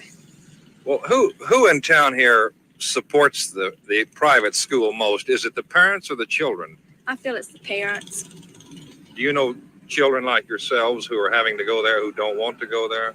I don't know. I haven't met any girls or boys yet that said they are going to the private school. But I feel there's going to be more that say they aren't going to the public school that end up going to the private school by the parents' choice. Yeah. Thank you. We're doing this again with Renee Jenkins. Seems like a nice girl. Seems like a nice girl, man. I'm glad she didn't have to go to school with sons, man. Yeah. Seems like she's aware of the issue. Yeah, she's very polite. Very polite, you know. Louisville. What is your name? Edith Davis. Edith Davis. Edith Davis. And how many children do you have? I have two. 2 children. All right, tell me, what is your position with regards to busing? I am not against color. I'm not against red, yellow, black, or white. Every time they gotta say that shit. And we're all equal. But they are taking our rights Always away with from the us disclaimer. when they take our children away from us. They take our children away from us today. They'll take our religion away from us tomorrow. They'll tell us where to go to church. They'll tell us we cannot worship God. And I would not die, maybe not for this cause, but for my religion, I would die for. And it is nothing but communism. Anybody has a right to go to school where they want to go to. Talk toward me instead of the camera. Anybody has a right to go to school where they want to. Let them move out here. Or we can move back to town. But don't tell me that they're going to bus my little girls 30 miles away on a busy interstate where they may have a wreck and get killed. No amount of money can bring my babies back to me if somebody kills them. I want my babies here in PRP and Greenwood School. We are not against colored people because the good Lord made every one of us. And when we die, we'll all go to heaven or we'll all go to hell. But we will not live in communism. Well, I hope George Gordon don't go to hell, but my opinion, he will burn in hell if the good Lord's willing. I can't put judgment on anybody. Only God can do that. And this is what it's all about. Right there is what it's all about. This is what I am fighting for. That's it. All right, let me ask you one question. A number of people get the impression from some people who are against busing that it is a racial thing. You're saying it's... It's not busing. It's just this today, next year, if they can write this in the Constitution this year, what can they write? Why can't we vote for the Supreme Court? I am not a violent person. I am a God-fearing person, and I send my children to church every Sunday. And I have to teach them about God. But God is more important to me, and my freedom is more important to me than my children getting an education whenever it's nothing but communism. That's what it's all about, right there. Ask them about their unsafe buses. That's right.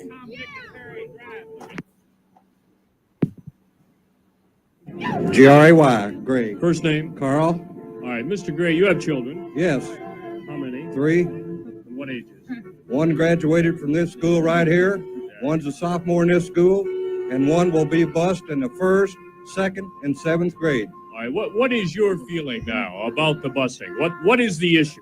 The issue is they claim quality education, which means to me that all it is that the city school board went broke. They could not control the black students in the city school system, so they have dispersed them throughout Jefferson County. This is not racial.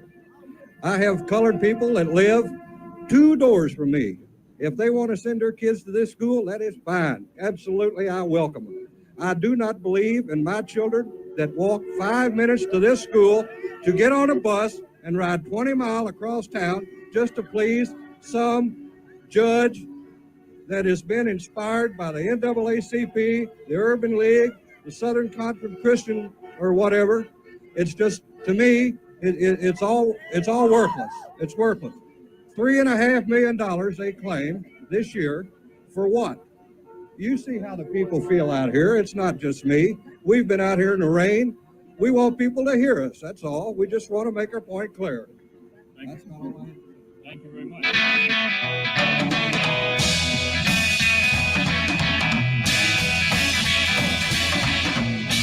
Wow, it's so weird seeing white kids like just being like outgoing, you know what I'm saying, and ostentatious and shit.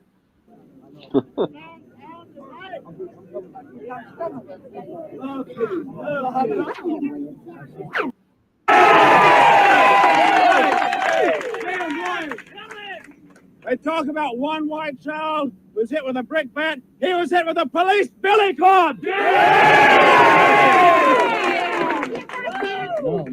know, I heard on the TV that they're gonna have the FBI investigate outside agitators. Well, maybe I'm from Marietta, Georgia, your rights when he issues orders that you can't walk the streets, hadn't fought, bled, and died in many a battle, we'd all be Asiatics today. We would not be white. Wow. If our forefathers didn't fight and win the battle, if the Klan didn't fight and win the battle of the Reconstruction after the Civil War, we'd be black today. All right, consider this for a moment. How long has the white race been on this earth? Thousands and thousands of years.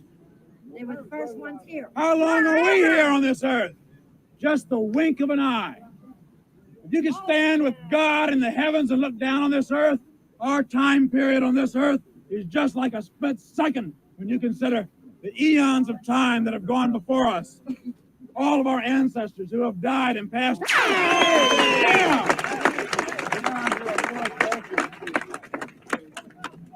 If someone had asked me, if some great historian had asked me, what time period in the history of the world would you like to live? I would say, if I could live at any time in the history of the world, I'd... One more. What? Bring it up. People all over them hold herself down to the communists, tried to sell a bunch of you with her. Right. Wow. IFO did not want to share that shit with black people. They did not want to share that shit with black people. They knew. They just knew. And they didn't stand a chance. Yeah, they knew that was going to be it was the changing of the guard. It took over all the public schools. I mean, all them shits. I mean, not only that, but the 5-minute walk thing does make sense to me. Like when the fuck am I gonna put my kid on a bus to go to some shit school when there's one right here 5 minutes away? Mm-hmm. They're dispersing the sons. That's the strategy. I don't know, man. You can't, because if you put sons, you think you dispersing sons, you're not really dispersing sons. The sons are so cliquey that like they're only gonna do is form little tribes. You know what I'm saying? Little tribes. They just they spread the problem out. They made it greater in scope. Yeah, man. It doesn't work that way. Nothing that works for other groups works for sons. Like you can't use data and shit unless it was all sons in your little test scenario or whatever. I would actually like to know how many like counties, or it would be smaller than that, where there's just like no sons, like school districts. Like not one, like zero.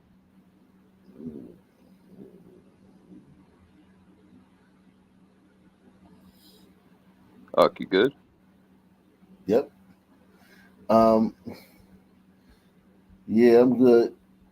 Salute to everybody out there, man, that joined the show tonight, man. We did 2 shows today, man. 2 shows today, man. It's been I want to come back tomorrow and do some more, man. Salute. I don't have my phone with me. Salute to everybody that donated via PayPal, Cash App, or the Super Chat. I can't my phone is, I can't find my phone.